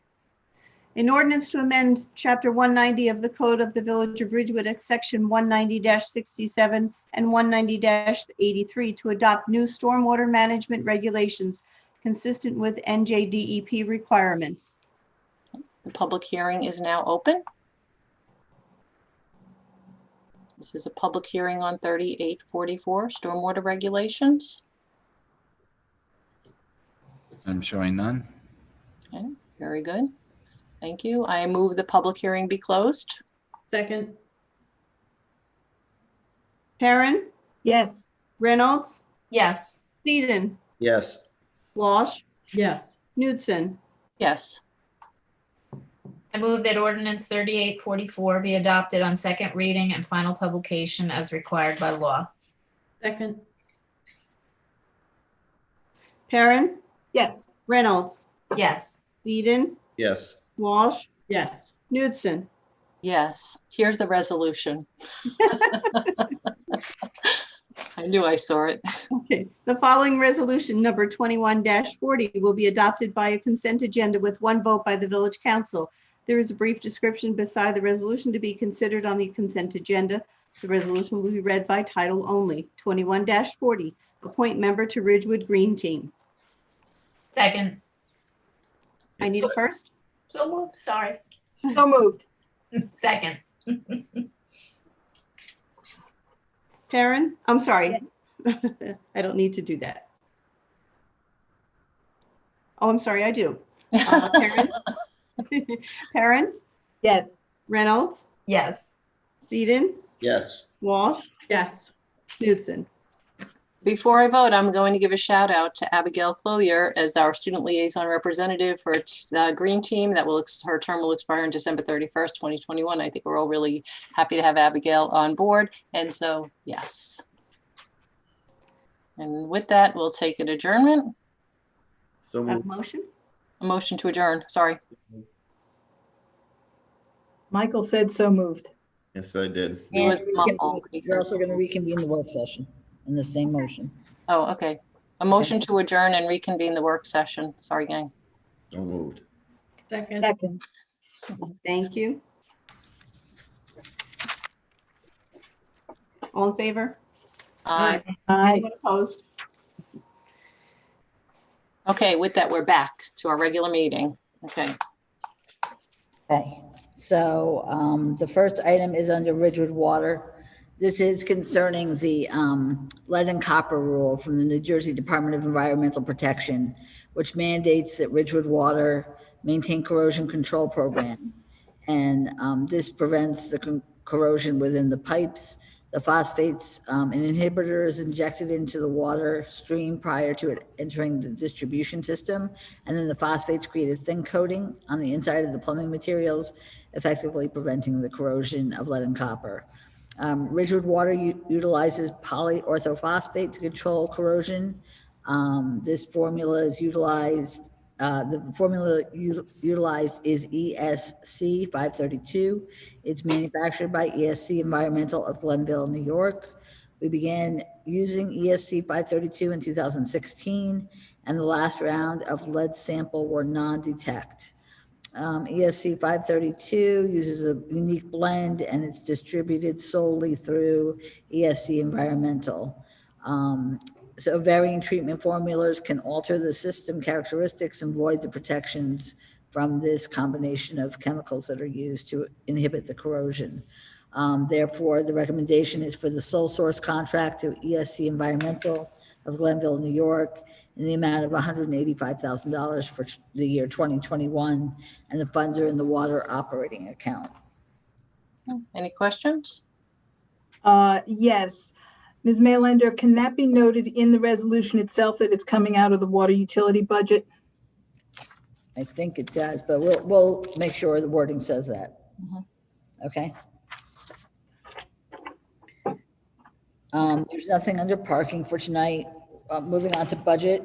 There's an additional award for snow plowing services. We did award a contract to Conquest Construction of Westwood, New Jersey. And that was awarded for snow plowing services. They assist our crews in clearing the snow, and that was for an amount not to exceed $80,000. Obviously, this was based on previous years where we really didn't receive much snow. As we know, this is one of the snowiest winters we've had in recent years. So due to the significant snowfall, Mr. Rudesauser is requesting an additional award to Conquest Construction in the amount of $100,000. We've actually already been billed for $126,375, and we still have another 6 weeks probably of potential snow. So. Okay, any questions? Do you know, Heather, billed 126,000 up to which snowstorm? Do you know? This was written on February 9th, so we've had snow since then, right? Yeah, so I think several times. That doesn't include that. However, I know for one of our storms, I don't think we called them in. So because we were able to handle it because it wasn't as much as in the past. So I don't know what the actual, it's probably above 126,375 at this point. I would think so. So let's hope we don't get too much more snow. Luckily this week it's warming up. That's the good news. The next one is the annual award of contracts to various vendors, outside vendors for program instruction through our recreation department. The amounts charged by the vendors are paid for through fees charged to those who attend the recreation programs. And the recreation division does not commit to all offerings in any proposal, and the pricing is negotiable throughout the year. Right. The next one is awarding the second year of a contract for bus transportation for senior day trips. This is a optional year that was, because it was a bid originally in 2020. This is coach bus transportation services for the various senior day trips that are taken through the recreation department. This is for, the vendor is Panorama Tours, Inc. of Wallington, New Jersey. And it's an amount not to exceed $10,340. I'm sorry, it's 8,000, I apologize. I gotta look at the resolution again. It's $8,795 is the not to exceed amount. They may have additional trips, in which case they may take some of the money out of the trust fund, because when people pay to go on the trips, then it goes into our trust fund, and then we can use that, the recreation trust fund, and we can use that to pay for it. They don't know if they're going to be able to have these additional trips because they don't know if the venues will be open due to COVID. But if they are, it's possible. They just indicated that Panorama Tours is who we've used in the past, that their drivers are on time, they're professional and courteous. They take care of the seniors who are on these trips. They also have an intense standard of disinfecting and cleaning everything within the bus. And so they're very confident with this company. Heather, I don't mean to interrupt. I just wanted to ask a question on my sheets on the snow plowing, as I was just scrolling through. My last sheet talks about leaf collection. And is this just a sheet that doesn't belong in here? It talks about alternate items of leaf collection, dump truck leaf collection, and then it goes back to snow removal. And I'm just trying to figure out what that is. Is that the event if there are leaves on the ground when they're supposed to be plowing for snow, that they would assist? I don't know. It's talking about a rubber tire loader. I'm not sure what this is. Well, they use loaders also to move snow out. So in other words, the tandem dump trucks, the truck with roll-offs can also be used for the snow. So maybe just ask, when you get a chance, ask Chris for clarification, because it specifically refers to on 2 lines, leaf collection. So it's just odd that that's in there. Okay. But I will. Thank you. Okay. Sorry. Sure. All right. So were there any questions on the coach bus transportation? Nope. How old do you have to be a senior? You're too young. Great trips. Yeah. The next is a property tax exemption for disabled veteran at block 4005, lot 16. The 2021 first quarter property tax installment was paid, so that will have to be refunded. And then going forward, in accordance with village policy, the property owner will be charged for sewer since they're now considered tax exempt. So. The next one is our capital budget. We did start this on Monday night and went through it, and we needed to make additional reductions. And so I know Mr. Rooney is here, and we discussed various ones. And so, you know, he has given you the revised numbers, and so we'll take it from here. So based upon the discussion we had the other night regarding the reductions that we were proposing as a result of what the departments were requesting, we've concluded that we got down to 9.7 million. After talking with Chris Rudishhauser the other day, I revisited Shedler with him as far as what we would need to complete or to keep the project moving during the year. He felt, and again, I provided you with a total of what's been spent so far and what's available. $2.3 million is available for Shedler. He felt that by the time we awarded any contracts this year and started the process, $2.3 million would be more than enough to keep the projects moving in the current year. So with that being said, I would ask that council consider the remaining $1 million for the Shedler site, to remove that, and we can put it in for next year's capital budget. So that would get us down to 8.7 million. And then I understand from talking to the mayor that there was a conversation with the library about the amount of money that we've appropriated to match their grant. And since that was defeated and is now going back for a reapplication, timing of which is not known yet for this year, they would agree that we would take half of what we appropriated so far, which is approximately $700,000. So if we act on both of those, we would get this down to approximately $8 million. Any questions? Yes. Oh, sorry. Go ahead, Pam. You go first. When you say take away $1 million from the Shedler projects, you're talking about both the house and the field?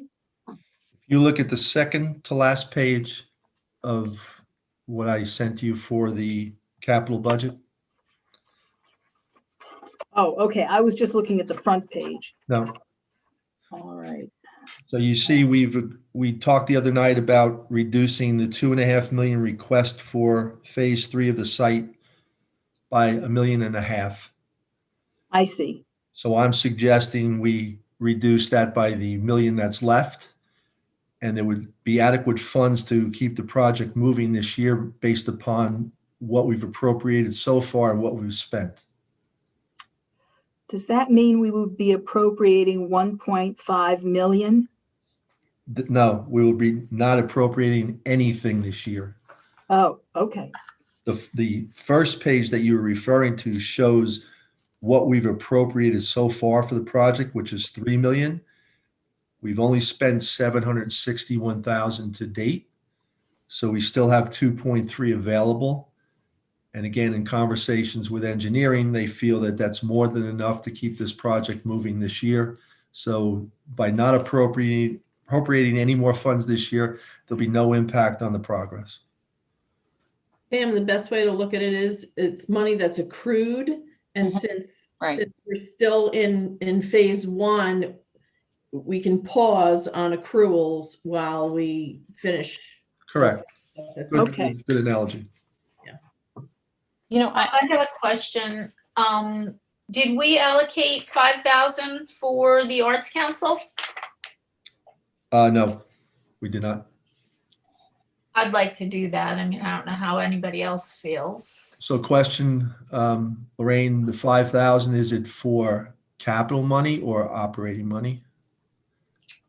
I don't know when you do it. I believe it's committee. operating. Yeah. I believe they're looking for operating funds. They're not looking to purchase capital. No, yeah. Right. Yeah. It's just. So I can certainly put that into the village council budget when I present it next week. I thought we were talking about the advisory committees though, Yeah. So let me just, I just want to kind of bring this back a second, because one of the things, and I think that we kind of had this conversation started. I had organized, which I've had for years, all of the bylaws and founding documents for all of the boards and committees. And I think it's really important for us to first have a meeting of the minds and understand precisely what it is that our boards and committees are doing and precisely what it is they need money for. So I think because this adds up very quickly, and I'm not saying, I mean, I'm supportive of money for the Arts Council, but I do think we have to understand the role of advisory committees and what it is precisely we're doing. And before, while we put a placeholder for that money, I think we have to have a different conversation first and understand, all these committees look for money. Everybody, whether it's Shade Tree Commission, whether it's Community Access Network, whether it's, any committee, Arts Council, I think we have to have that conversation and understand exactly what the committees are for. Does that make sense to everyone? Yeah, I would agree with you. Because, and again, I think we're held to a different standard as a government. So when you appropriate money to an advisory committee, ultimately we have to answer to the public how it was spent. And if we,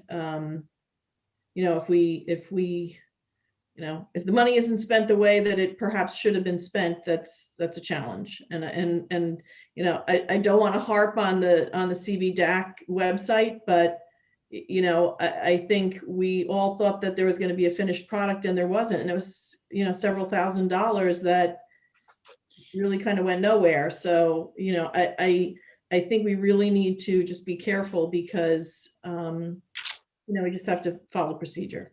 And I also I'm kind of was thinking about the holiday decorations of $7,500 for that. I'm almost wondering if, and this is the conversation for next week and before I guess we get to the budget, as to whether or not it might be more prudent to take a sum of money that goes into the mayor and council budget, and then those items come in and we decide on them as they come in. And this way we have some idea of what's going on, because Councilman Walsh is exactly correct. We answer to a different, we have a different obligation, a different threshold. And I, and keep bringing up that website.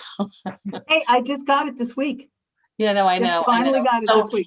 I think that while I agree, I think we just have to kind of have a conversation and understand what the approach is, and that's on our agenda for next week, if that's okay.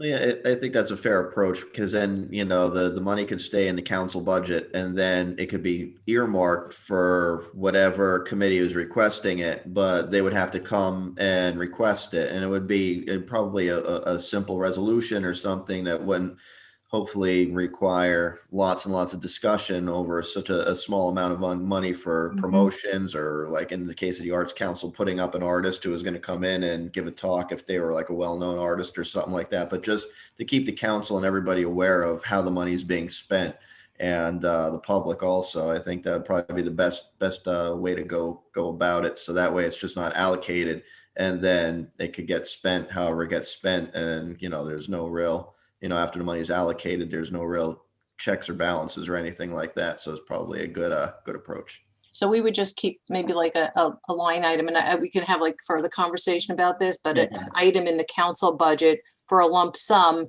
And in a way, it's much better, because let's just say the Arts Council wanted to have a presentation by an artist talk. Then the Arts Council could come to us and say what it is, what they're looking for. And that also gives them the added opportunity to promote and make public awareness of the events that they're entertaining.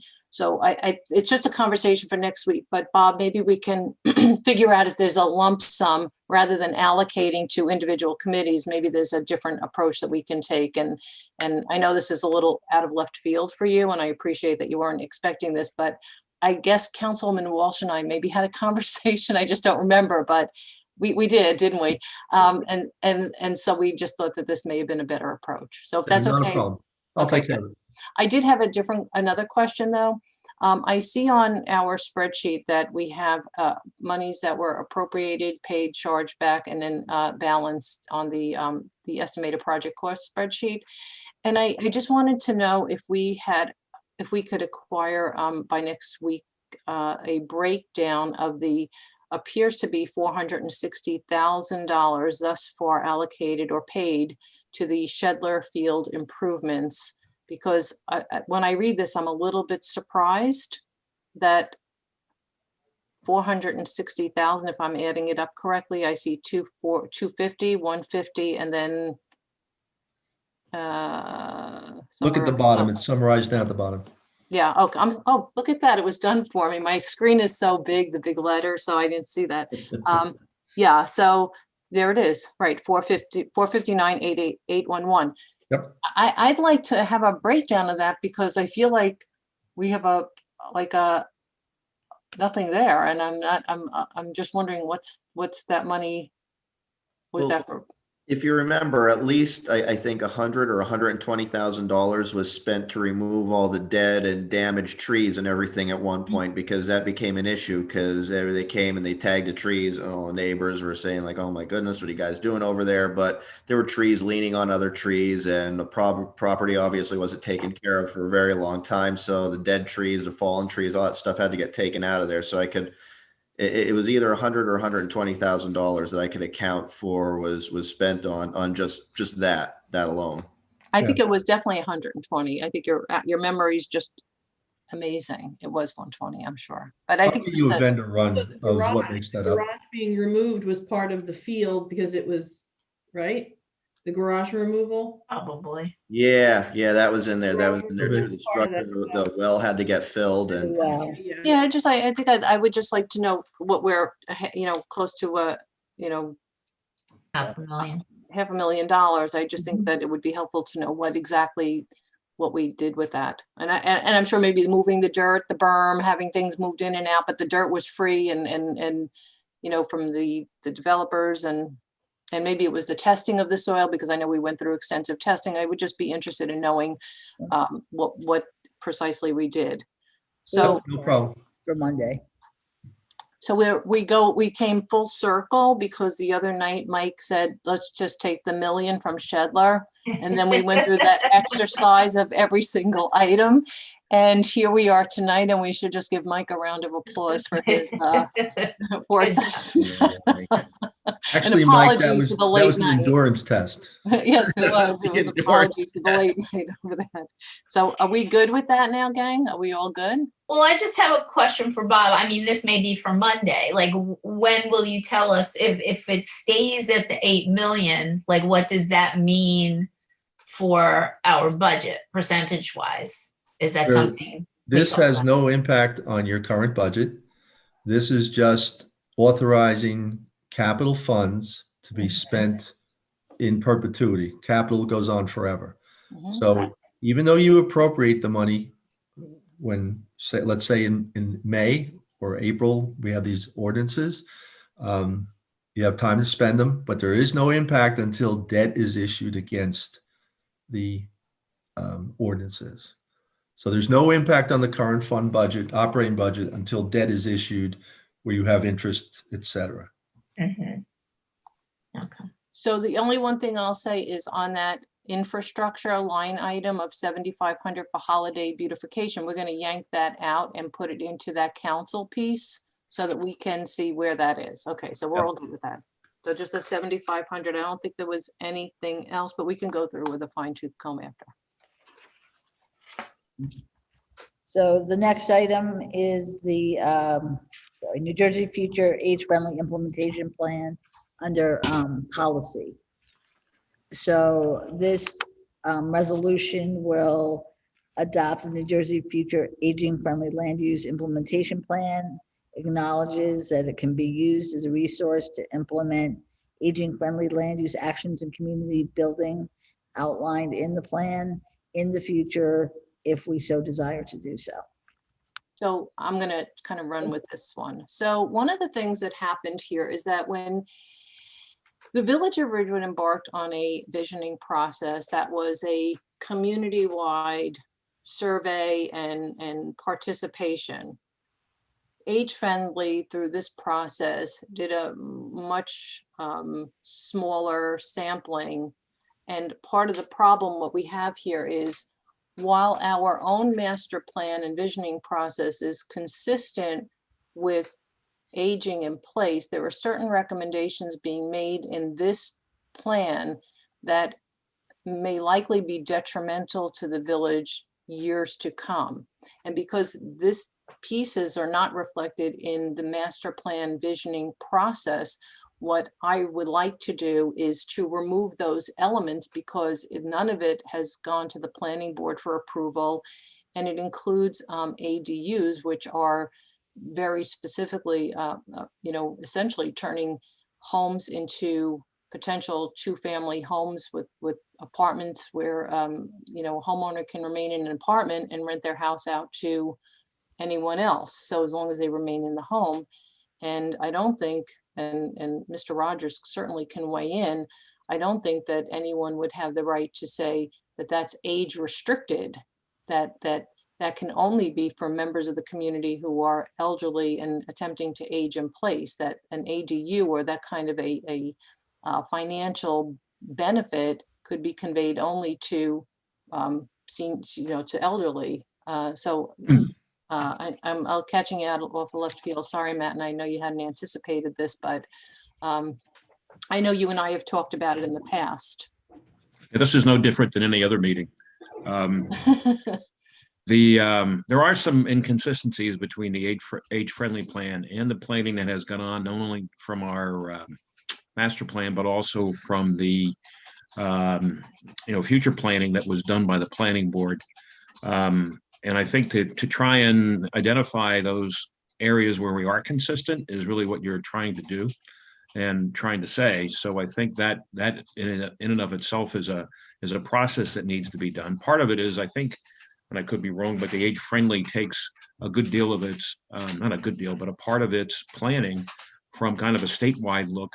And obviously the more intimate planning that that the planning board has done might be a little bit more closer to the way that Ridgewood wants to envision itself. And so if we can bring out those consistencies and make them meld together, that would be good. You want to make sure that nobody refers to one or the other to the detriment of the other. And I think that's really the way that we should approach it. So what I would like to do is refer this first back to the planning board for review, along with the entire document. And while we certainly appreciate and acknowledge the efforts of Age Friendly and the Taub Foundation, I think that this is imperative on us to have this done properly. So if that's okay with everyone, I'm going to ask our planning board secretary, Jane Wondergem, to add it on to next week's agenda for review, along with the entire document in comparison to the visioning document, so that the planning board can kind of dig into this and parse out those parts that are inconsistent. Is that okay with everyone? Yep. Okay, very good. Thank you. Okay. The next one is the pickleball regulations. So Nancy Bigos is here. They did meet with various stakeholders.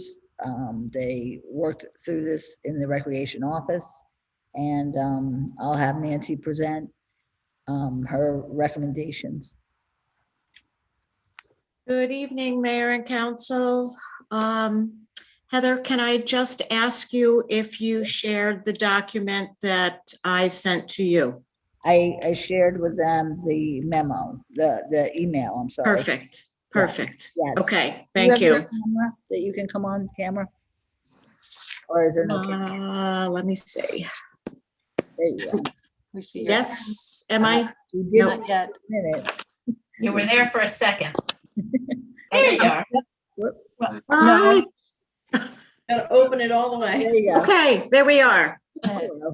Okay, so what I can share with you that we have been talking about this in the office. I've presented to you several times at council meetings.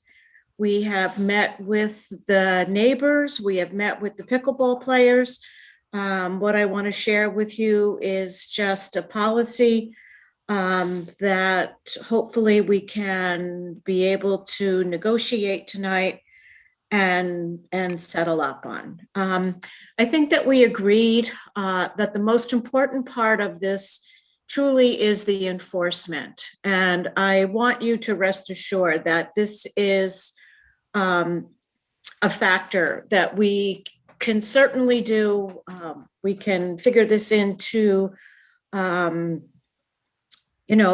5 days a week that we're looking at. We're going to have to monitor the hours of play that you approve. We're looking to ensure proper residency, proof of a valid 2021 tennis or pickle badge, and then again, the use of the muted balls and the green zone paddles. So this employee will also be able to be there, keep things quiet, to kind of monitor what's going on, help us out with trash removal, maybe sweeping the courts, maintaining, and just kind of status quo. So I think with that, that is really important and the key to the success at this site. Because in the past, we were playing pickleball 7 days a week from 8 o'clock in the morning until 8 o'clock at night. We are looking to be able to play Tuesday, Wednesday, Thursday, and Saturdays. And we've cut the hours back until 10 a.m. to 5 p.m. That gives the morning time to the neighborhood with peace and quiet, and it also gives the evening hours peace and quiet. And they've done basically the same on Sunday, but just even less on Sunday. We'll start at 11 and go to 5 p.m. So Nancy, could I just ask one question? So on Mondays and Fridays, there will be no pickleball play. Is that correct? That's correct. Okay. Thank you. The next focus is on the acoustical panels. Through all of this, we have been in touch with the vendor. We've sent them pictures of our setup. They have ultimately shared with us a way that they would like for us to reinstall those panels with an overlap, and then to be able to take them up off the ground and put them higher on the fence. What I'm hearing them share is that noise bounces back and forth, and if we have a curvature at some sort on the top, it stays within the courts rather than bouncing out. So that is something that the Parks Division will take care of, but we need to wait for warmer weather, as that material is not pliable right now. And the warmer it gets, the easier it will be for the men to retrofit the courts. You know how much snow we've received this month. I have been in touch with the vendor who has just resurfaced those courts. I've talked to him about some way that we could adapt our shovels, our snow plows, maybe foam on the bottom, maybe some sort of rubber or duct tape. He said, absolutely not. All we would have to do is nick one edge of that surface, and because of its the way that it meshes together, chances are we would ruin the surface and have to get a repair. So he suggested that we not do anything and wait for the weather to change. I spoke with my park supervisor this morning at 7 o'clock. I said, Matt, isn't there anything that we can do? We're really eager to move forward. And he said, one of the other challenges is that this has to be done manually. There's no way that we can get any big equipment in there. Like the skateboard park, we have the double gates that we can open and actually bring in the little Kubota or the snow plows or some of that equipment that we've used on that facility. But because we have a single gate at the tennis court, we can't even fit anything in there. So we'd have to wheelbarrow the snow physically out of the courts. So He is sharing with me that we're supposed to have rain all weekend and 58, 60-degree weather, and hopefully we can schedule this testing for next week. So that, I believe, is the crux of where we are. I presented this for you for consideration. Let me know your thoughts. We were also going to do a demonstration, right? Which got. Yes. snowed out. Yeah, We were all gonna together. have The county person come in to measure sound, correct? Correct. Okay. Yeah, and it's always, it's not really ever going to be about the decibels. It's about the constant. But Nancy, first, I just want to say thank you. Thank you to everyone who's kind of been in this process and trying to get this worked out, because I think we all appreciate that we kind of did this and put this upon the neighbors. And while I hear people saying, well, they bought their house next to this, they bought their house next to that, they didn't buy their house next to pickleball courts for 10 hours a day of constant. So I really do appreciate the work that went into this. Any questions on it? Yes. I have a question. Go ahead, Pam. The acoustic panel seller, did they install these curtains? No, we did it ourselves. We did it internally. So in order to have them reconfigured or replaced, we are going to have to pay for that, right? With our own manpower, yes, our own village labor. Well, in terms of extending the fence so that there's a curvature, is that going to have to be constructed? I don't have an answer for that right now, Pam. I'm sorry. Probably somehow, but we're not there yet. Okay. I mean, I would just assume that, I didn't mean to, I just have to think that it's a possibility that when those panels are adjusted and we do the different equipment, we might be, in the lesser hours, we may just be resolving the issue, at least mitigating it to the extent that there's always going to be noise. I mean, we're not going to be able to make all the noise go away, but I think that this helps to mitigate the impact on the neighbors that, Yeah. Agreed. So we might never get there. Yeah. We might never need to do that. I might Yeah. thought, I don't know, maybe Okay. Bernadette has a thought on it. That's good. I do think this is a very good compromise. So I really appreciate all the work you've put into this. It also makes me think that I would like council to consider the DEP's model noise ordinance. If we could find out the experience that other towns that have adopted it, how it's helped them and how they enforce it, we could better know whether it's a good idea for us. Yeah, we can take a look at it. I mean, we can certainly put it on a future agenda just to have a conversation about it. But I think for the moment, I think, Bernadette, did you have something? Yeah, I was just going to add, we, about 10 or 15 minutes ago, we talked about the fees. And I noticed that there were some comments on social media about the fee structure. And, I just wanted to remind everybody that, the courts are going to have upkeep. And when we charge fees for anything, for tennis or whatever at the Parks Department, it's so that we can, one, pay for the employees, and we're going to have to pay for enforcement. We're going to have to pay for somebody to retrofit the panels. So the fees are nominal, but this is how we keep the programs running. So while we're now not going to have the funding from the non-residents, we did have to raise the fees to the seniors, unfortunately. So I just wanted to remind everybody of that as well. So I had the same question as Pam with how you're going to do the curve.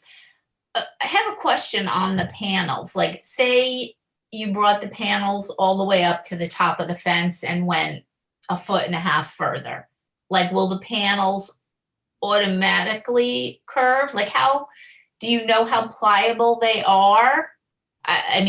Would they just go like that, or would they just kind of bend if they didn't have the fence to hold them up?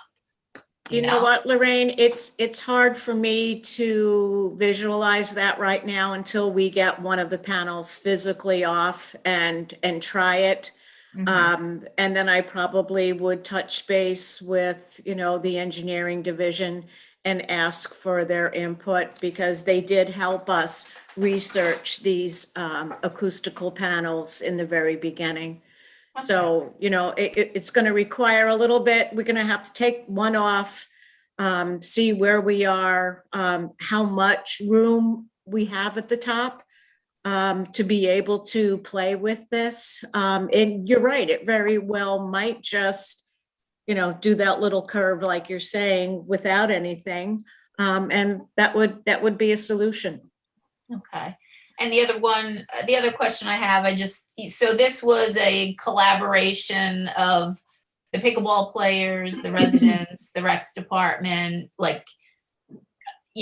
is everybody, I guess when you come to a compromise, nobody's thrilled, but everybody can live with this. I think that's exactly it.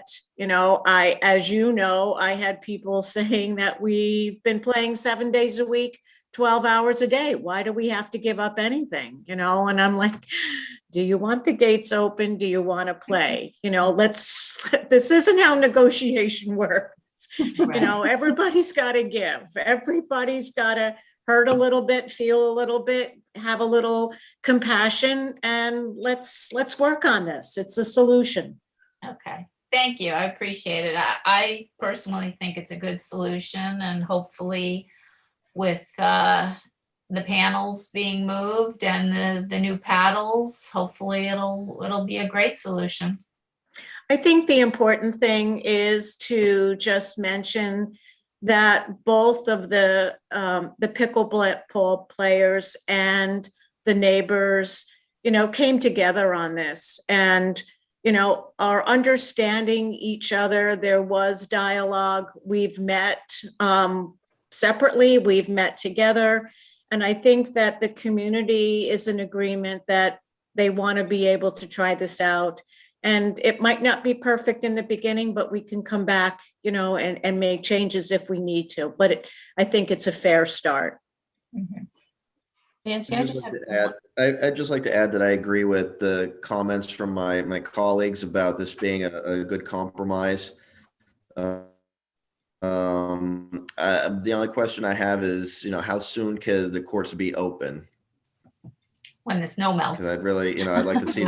You're right, Lorraine. When the snow melts, obviously but then after the demonstration melts by, next week, we get warm weather, we get some rain, and there's a demonstration. Could they be open by next week?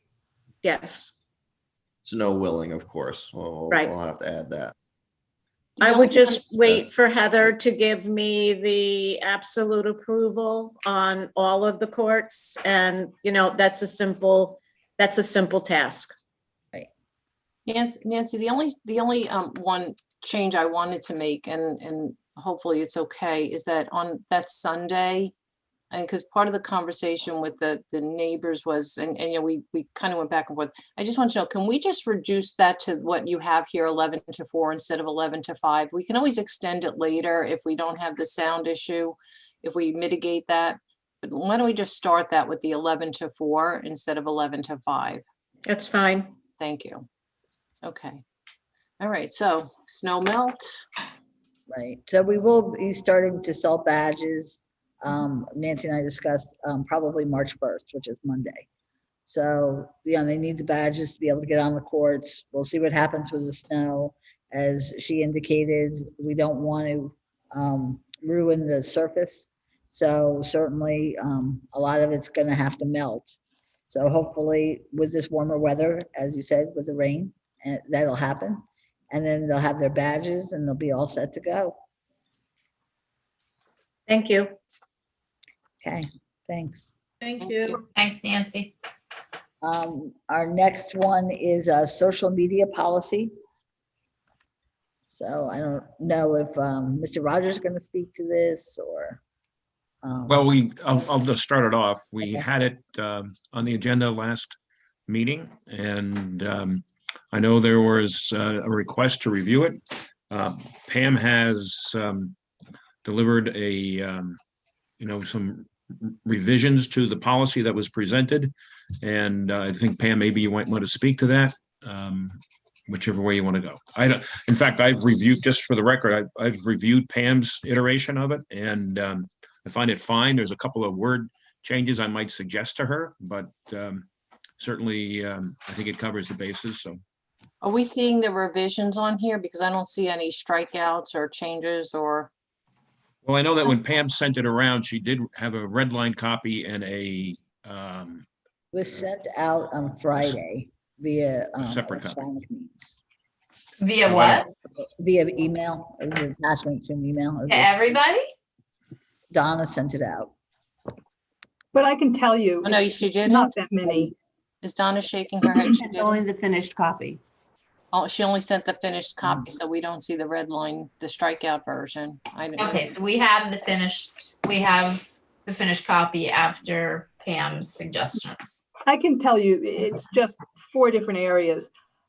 In the first paragraph, the last sentence, I added the definition of social media, which reads, for the purposes of this policy, social media is understood to be content created by individuals using accessible, expandable, and upgradable publishing technologies through and on the internet. I got that from the League of Municipalities 4 sample social media policies, and that is standard language for the definition. I thought that was important.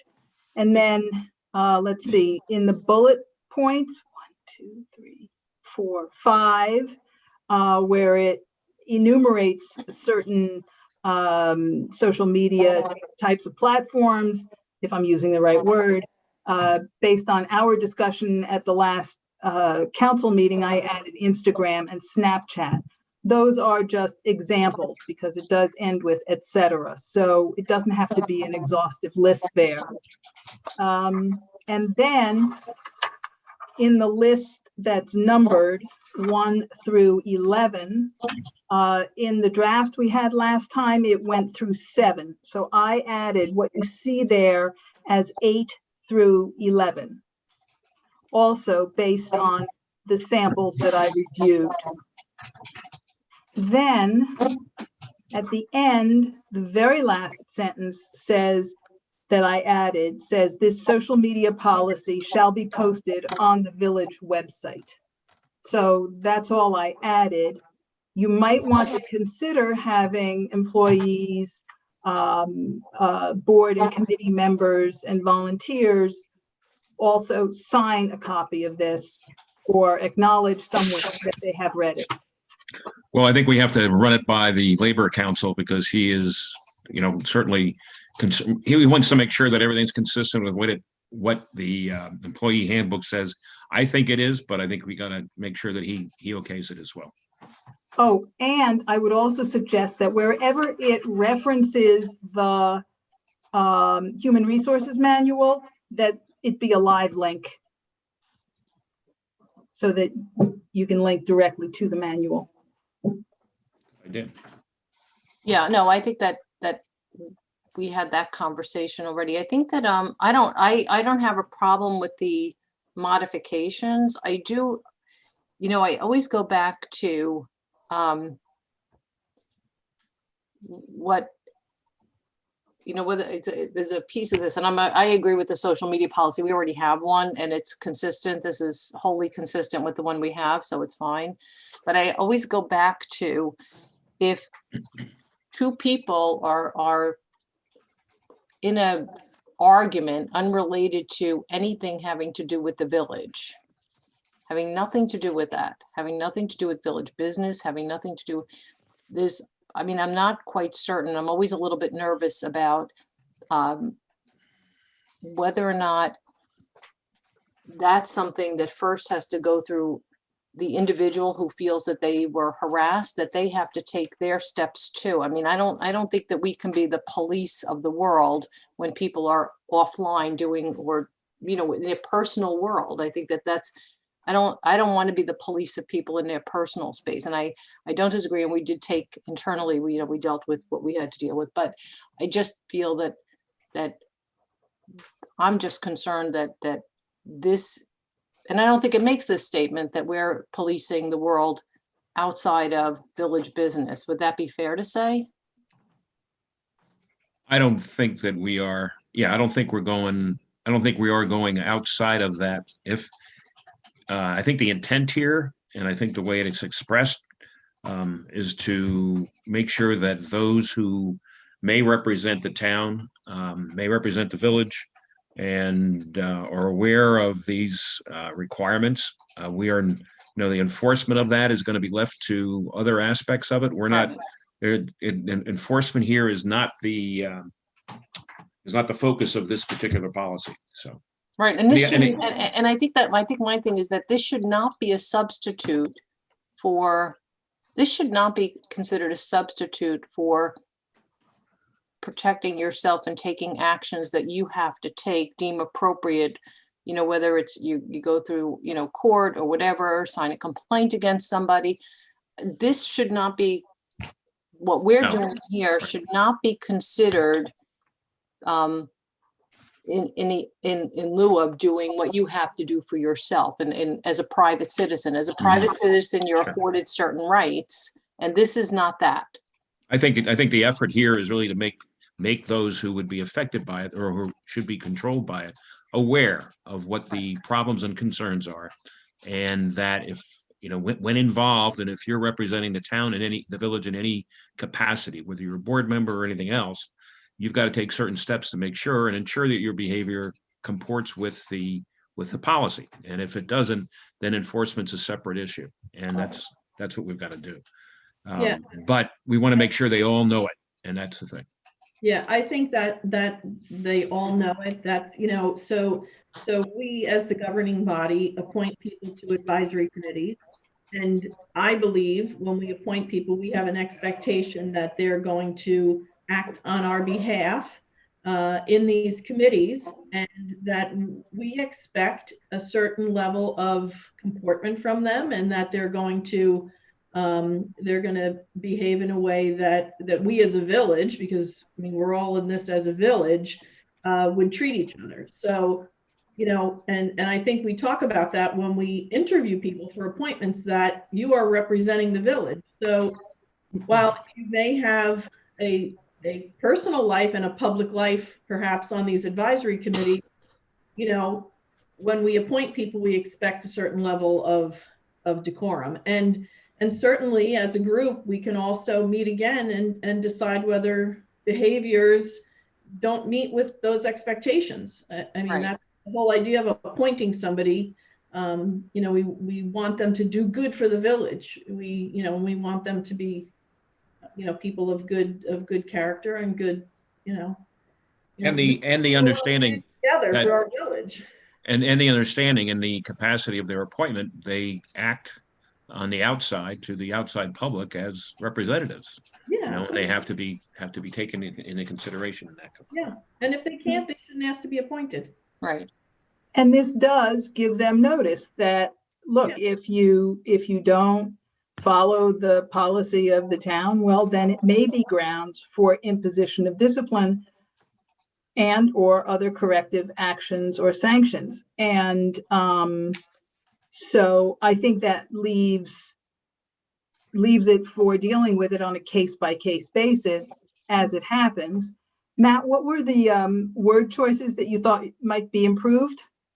Oh dear, just the first one, the preference. If you go up to your second change on the second bullet point, all employees, public officials, including their holding elected officials and in any official way shall be subject to this social media. Well, we want to make sure that they are this one, but we want to make sure that they also know that there is, if they are an employee, because you don't want to, that they're also, we don't want to have somebody distinguish this from the employment position. So we want to make sure they're both the same. So if you say strictly this one, somebody could say, well, I'm subject to that one, but not the other, so you want to include both of them. So Right. just by saying, this one, All I right. just want to make sure that there's no taking away any possible identifying aspect of this media policy being the controlling one, where both of them have to work in conjunction with each other. So do you want to say this social media policy and the human resources manual? Yeah, we can say it. We can say it that way. That's fine. Yeah, I think we just need to identify that they're subject to both Right. aspects, right? I thought that's why we were kind of adding it's fine, just whatever language we need to add to, but I thought that's what we were adding into that along with the links. Yeah, that's why we just want to make sure this gets reviewed and okayed by Labor Dominic. Council. So, And I think it's also important for the, while, we appreciate the pain that somebody experienced through what occurred. We're not, as a council, we're not privy to all the details, but I also think it's important for people not to infer that nothing was done because they don't see an action. And not knowing an action shouldn't be inferred as inaction. I think that that's also something important for people to understand. Just saying. If that makes sense. Mm-hmm. I can send out that red line copy tomorrow if you'd like. Yeah, that would be helpful. I think Pam did a great job in explaining what she did, but I think it just because we said it, we should say it. Yes, sorry, I didn't do that. No, it's okay. No worries. So we're just gonna add those couple of things and send it off to Dominic. I think that might be the best process. Okay, good. Matt, on the first bullet point at the end, it says in compliance with this policy. Should you change that as well? First bullet point, communication media as it relates to their work in compliance with this policy. I don't know because I didn't really look at that one. I'll take a look at it. I think it might be yeah, it should probably refer to both of them as well. I guess so, Lorraine. So I maybe think we that can make came from the human resources manual policy itself, and that's why it said Okay. this policy. steal a few things when I first wrote it. So yeah, I don't know whether that was in the original. I haven't compared this draft to my other one, other than I recognize, a fair amount of it. So are we going to discuss this again next week, or Mr. Rogers, are you just going to update it with? Well, I think, unless Pam and I need another discussion, I think we can send it off to Dominic Brady. And as soon as he gets it back to us, I think we can list it. Okay. All right. All right, good. Thanks, Pam, for looking at that and adding your comments. It's helpful. The next one is 1057 Hillcrest Road. The village council requested that the structure of the gatehouse be inspected to see if it was structurally safe for occupancy. Paul Kalksma, our director of the building department, who is our construction code official, went out and did a inspection of the inside and the outside of the building. And he noted some areas that needed repair, exterior walls, fieldstone foundation, temporary shoring. And he indicates, he said the second floor has some cracks in the wall finish. The water heater is set into a section of the basement floor that's been removed.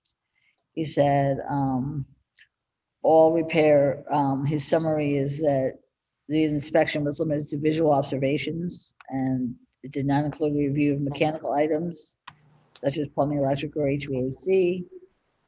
He said any repair details must be designed by a licensed professional engineer. Once the building is repaired, a maintenance plan should be put into place so that small repair items do not become costly and large repairs in the future. He said refer to the engineer summary and recommendation section of his report for further advice. He feels the condition of the structure is consistent with the age of the structure, which I was actually surprised to find out is 140 years old. And he said, based on the engineer's report and his observations, he does not feel the structure is in danger of collapse, and it can continue to be occupied as it is currently being used. So that was basically the summary. Okay. Okay.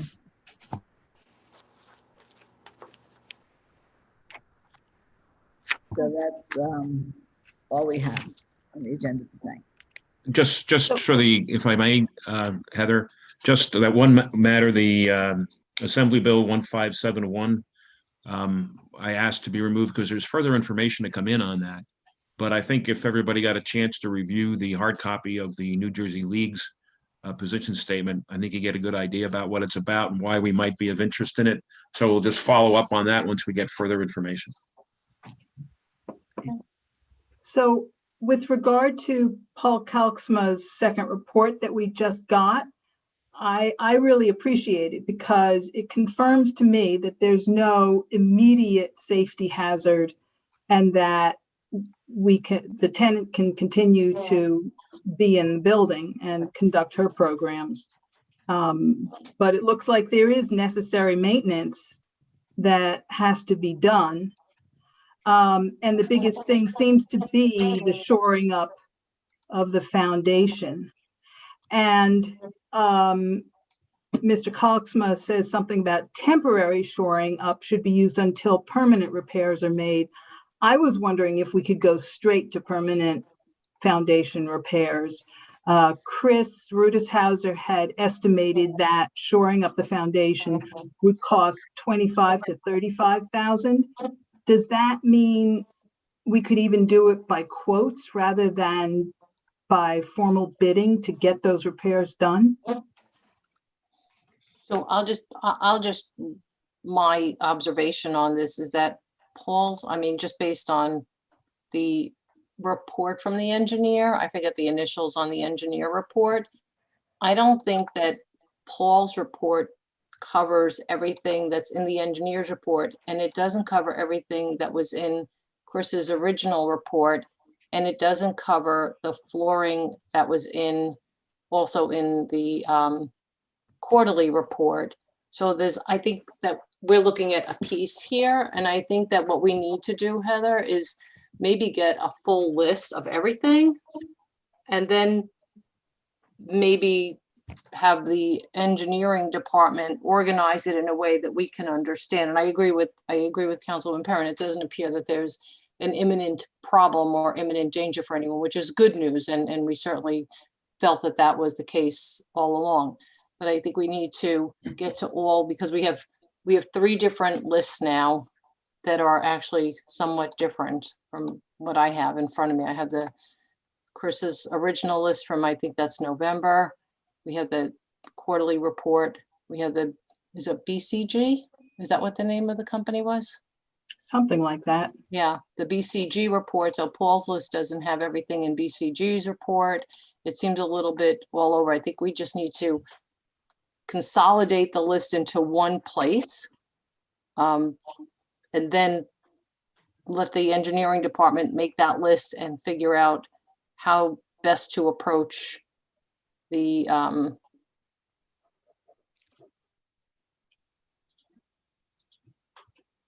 Freeze? The repairs? I think she froze. Oh, She froze. We're all like, wait, what? who froze. Dramatic You pause. did. Susan, are you back? I didn't think I froze. I just think I paused. I was just like, You're still frozen. Frozen. We can hear you, but your visual picture is frozen. There you Oh, go. there you go. oh, you know what? It's funny. I hope when I froze, I looked okay. Doesn't you freeze awkwardly? I see it just says my internet connection was sketchy. Sorry, did Mike freeze? No, I'm here. Yeah. So, Freeze. Mayor, what we heard was you were saying, I think, consolidate the list of repairs. Right, and just make one list so we see everything together. Does that make sense? Yes. Yeah, okay. So why don't And we do then- that? Let Yes. in Oh, she froze up again. hearing, Susan, you froze again.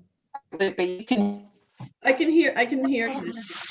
So, yeah, so I think the best, and I wasn't there when the first lease was signed, but I know that that what was negotiated with the lease the first time it was signed was capital improvements to the building. So for anticipation of the next RFP, we'll have the list of things that perhaps the tenant would repair and perhaps the village would repair, so that everybody's got some skin in the game, and that any potential new tenant would know up front, maybe even scaled, saying, you know, the first year we would expect this, the second year we'd expect that, the third year we'd expect that, so that there's a you know, a calendar of repairs that perhaps they would do and a calendar of things that we would do, so that as we talked about accrual, you know, about an hour ago, so that we know as we get revenue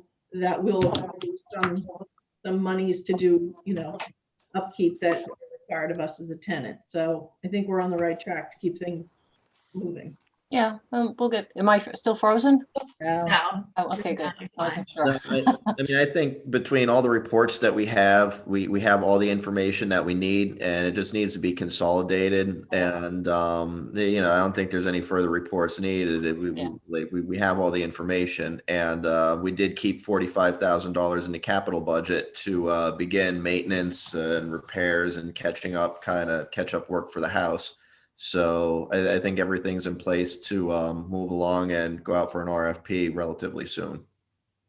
I think we need some real prices, though. You know, I don't know how it works. Can you just ask people for estimates? Can you get a, you know, professional engineer to come in and give you an estimate for fixing the, you know, girder that was cut, for replacing the windows that were suggested to be replaced, and fixing the lintels on the top of the windows and doors that are? I think the consolidation of the list will allow us to determine which things we would require of the tenant.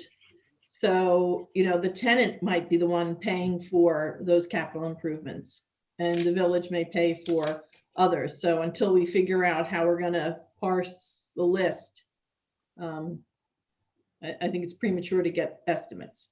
Right. And that would be included in any kind of negotiation with a lease also, because a lease would just include rent and length of the lease, and anything extra would be whatever extra repairs that we want to go in with or split, or have, you know, the tenant do smaller repairs, or we do some of the more structural stuff, or however we do it. But that would all, I think those details would be shaken out in the lease negotiation.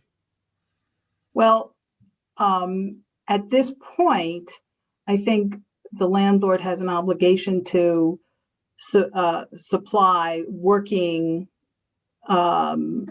equipment or appurtenances. I'm not quite sure what the right word is, but for instance, the fireplace doesn't work.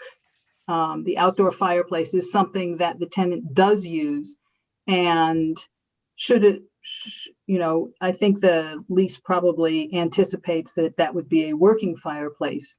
So I think during this year, while the tenant is still in there, we have the obligation to make it a working fireplace. Was it a working fireplace 5 years ago? I think so. One outside? She has been, yeah, the outside fireplace. We have used that, yes, over the years. And did something, what happened to it that it's not usable now? I didn't know it wasn't useful. Yeah, how do we know that? It needs repointing. Well, yeah, it's just it's not a gas powered fire. Yeah. It's not a gas powered fireplace either. It's just brick and mortar. So the only thing is that you have to do is just repair some of the cracks in the bricks and the mortar and everything. It's not, you know, major. I don't think it's a major repair to do anything. No, I don't think it is. There's no gas or anything like that. Like repointing and things like that are really it's a lot of minor stuff. It's not major structural deficiencies or anything like that. It's just a matter of just, you know, some masonry work. But I don't think you do repointing at this time of the year. No. Because the concrete has to cure, so you need temperatures Need the weather. above. Like 40 or Heather, why don't we just, let's get the list so that we know, let's get the list organized. And this way we can at least understand what the scope of work is and consolidate all of these three different pieces, because on one sheet, there's one list of items, on another sheet, there's a different list of items, and then Paul has kind of piecemeal on those. So I think that's a starting place, so we could at least figure out how we're going to approach the whole thing. Okay. And then could we address it at the work session on March 3rd? I don't know if we'll be able to get it done that soon, but if we can, sure. Yeah, we And can the try. reason I ask for that is because then we're a month away. And if we have to deal with it on March 24th, the work session after that, it's really a lot of time lost if we're holding up the RFP process just in order for us to view things on a list. But you're not holding up an RFP process because the tenant has a lease until January of 2022. So you're still 8 months, 10 months out from there. So you're not holding up an RFP. You're not doing that at all. There's no reason to do anything right now other than to, I think first off, we have to, as fiduciary, we have to make sure we have our ducks in a row here. Yes, and we've gotten 5 reports plus a profit and loss statement. And I think we have done a lot of due diligence. And I am concerned that, like in the past, if we put out an RFP and we get no bids, we're going to have to redo it. And so 8 months can go by in a trice. I'd like to get this out to an RFP as soon as possible.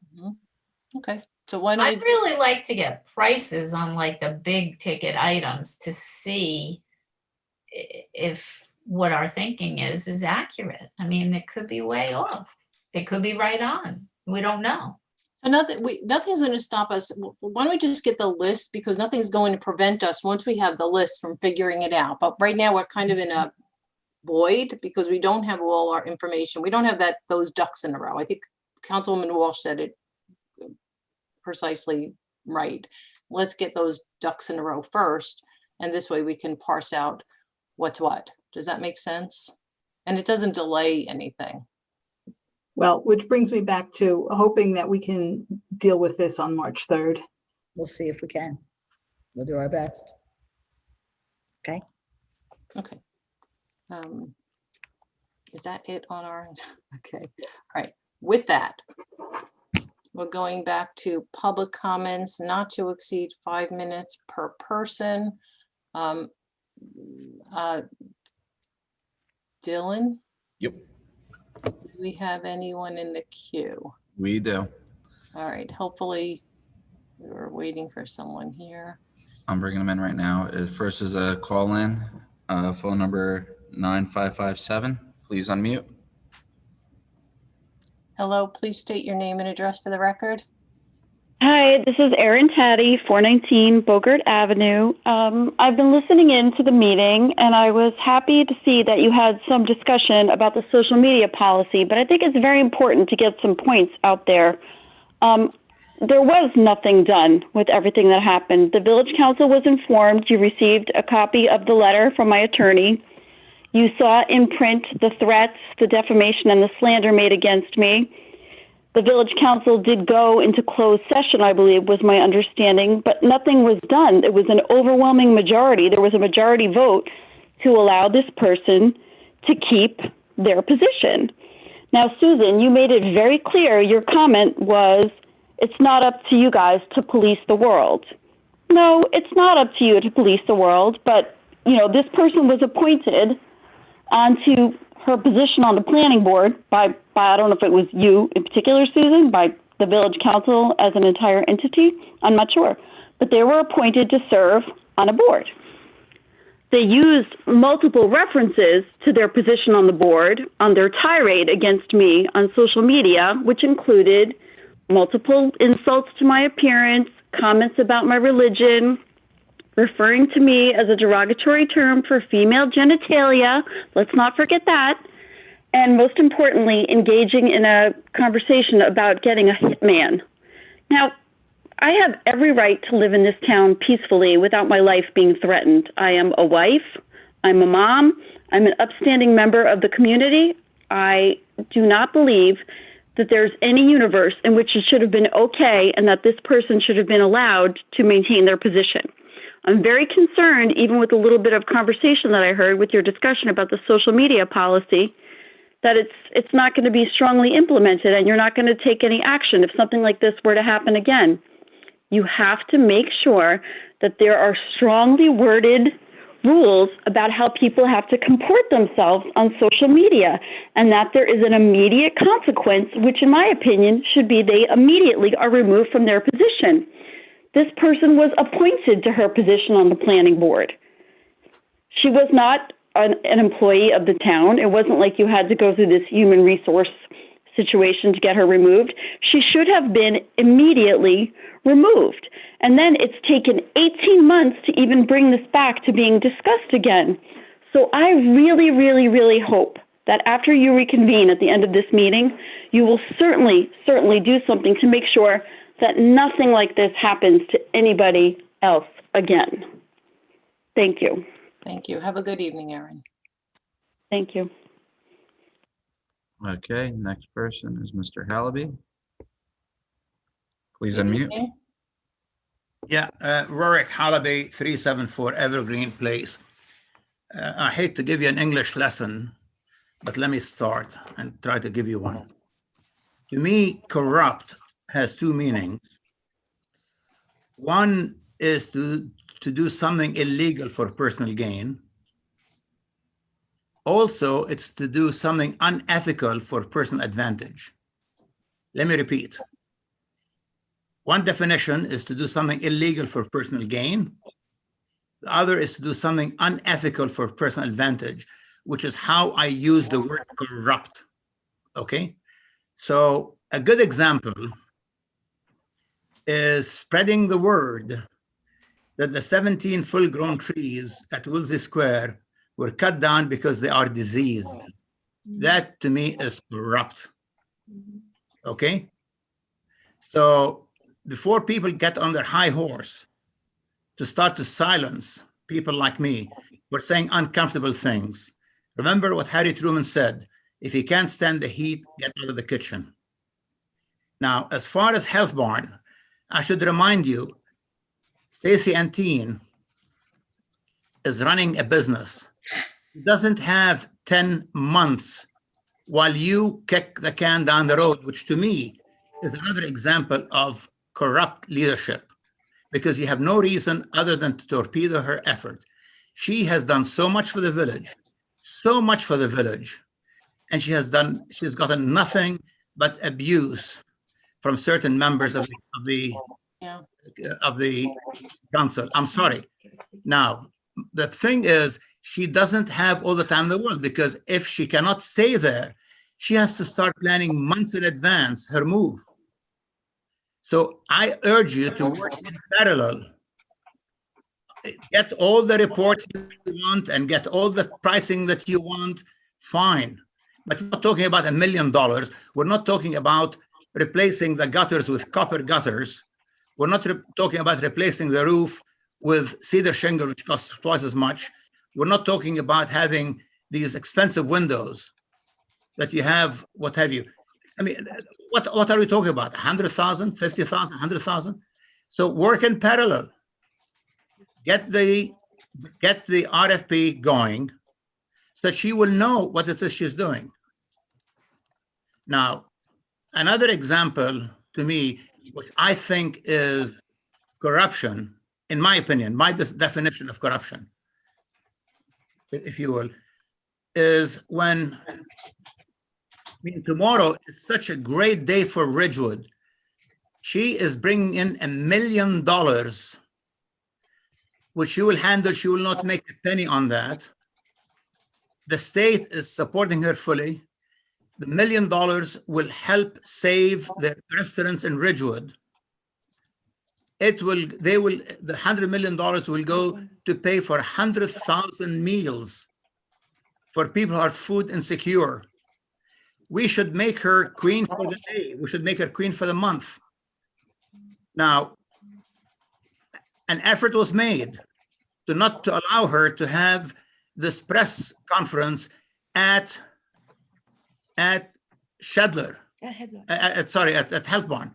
Why? Because it's not in the lease. I'm sorry. That to me, in my definition of corrupt. So don't get on your high horse. You should allow people to express themselves and learn. I have no axe to grind. I don't have an application in front of you. I have a love for Ridgewood and 51 years of living in Ridgewood, and just pains me to see what is happening in Ridgewood. Now, whether you agree with me or disagree with me, believe me, I have had a successful career. I have traveled the world. I have dealt with people. I've been to 7 continents and 80 countries. I've accomplished a lot, okay? And I feel very strongly that people should be allowed to express themselves, whether you like it or not. Thank you very much. Thank you. Have a good evening. All right. Next person is Christian. Please unmute. Hi, Christian. Unmute. Christian, can you just unmute? Dylan, can you just explain to Christian how to unmute?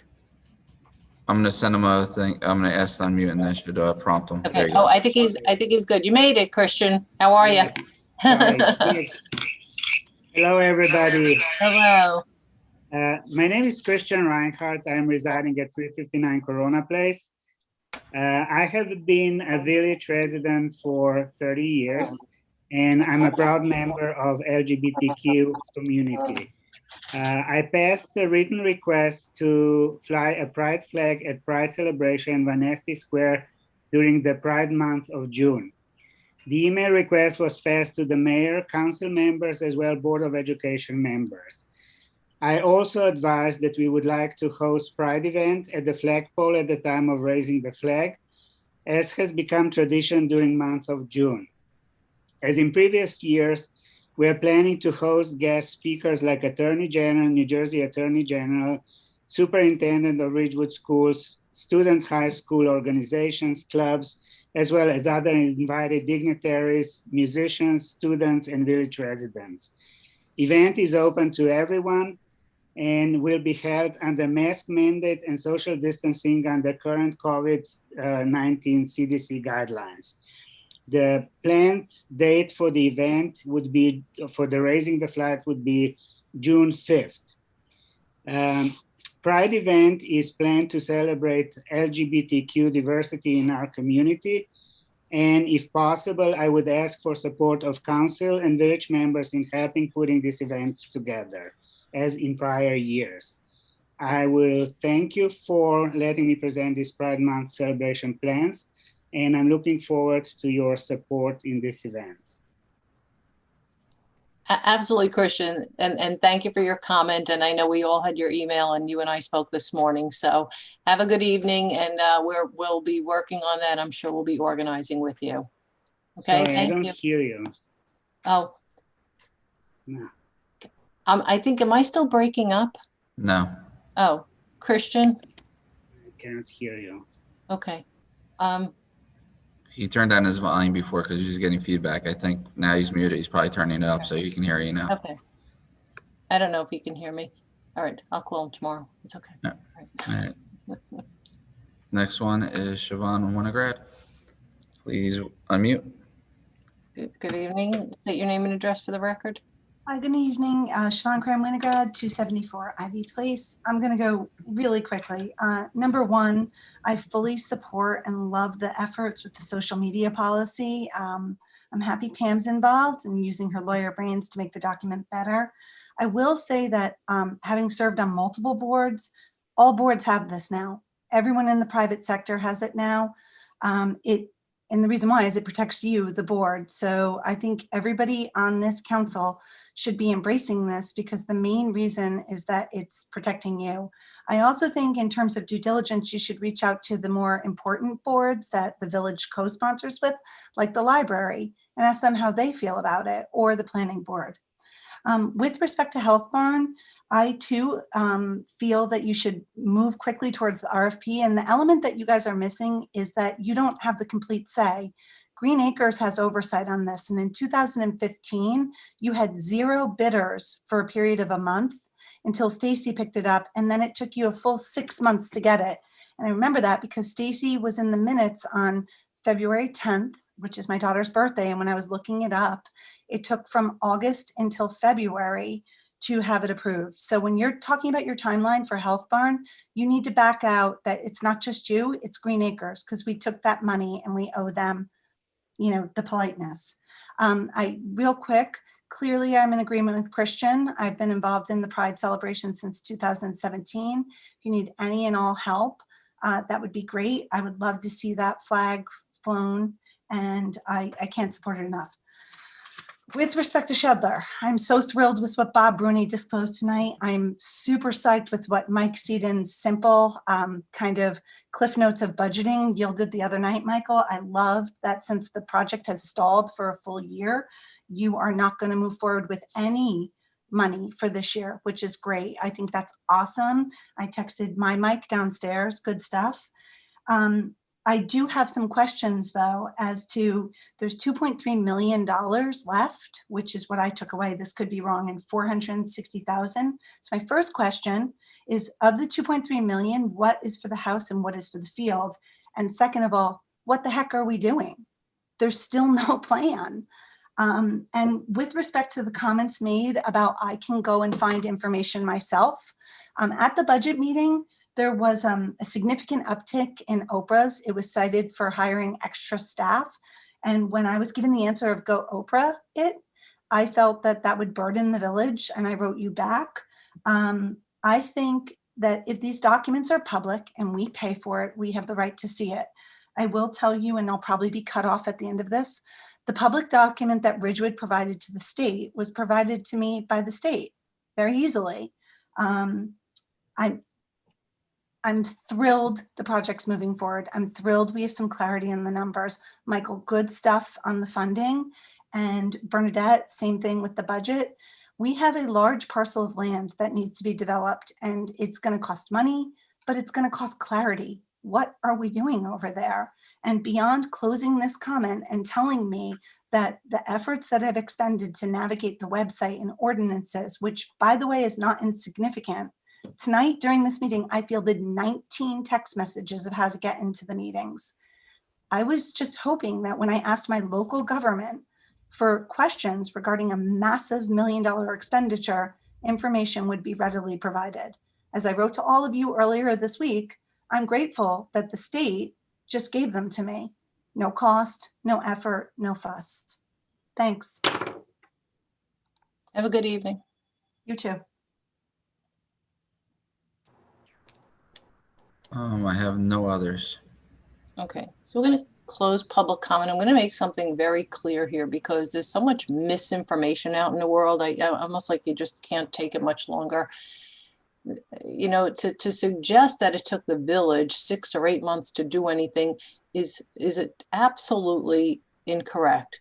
It was the former village manager who failed to properly notice the Green Acres hearing. They did everything before absolutely improperly. The entire process wrong, improperly. Green Acres who said, you have to follow this process. Change of use happened before it was approved by Green Acres, everything. The entire process was wrong. That's not on this village council. It's not on anyone here. It was a former village manager and other individuals who engaged in something that was questionable at the time. I'm going to say it was questionable at the time. And they made a mess of it, and they got caught, they got snagged in it, and that was the 6 months. It's a public hearing by the state of New Jersey, Green Acres, that took that period of time, not anything the village council did. If Heather, you can correct me if I'm wrong. Mike, you can correct me if I'm wrong. It was the Green Acres public hearing that was never noticed and that required a comment period of several months.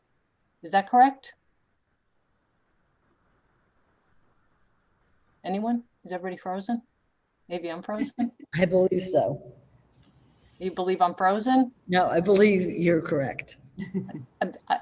Thank you. Mike? I'd have to look back. I can't remember exactly all the details, but I do remember that the process originally was messed up, which is why it took a lot longer, because then Green Acres did step in and said, wait a minute, hold on, you can't do what you're doing without all these other steps. So that I do remember. That overall, that's how I remember it. So I take exception with anybody pointing the finger at village council saying that you're doing something and that there's all this added time. That wasn't on us. It was on a former village manager who didn't follow process and procedure.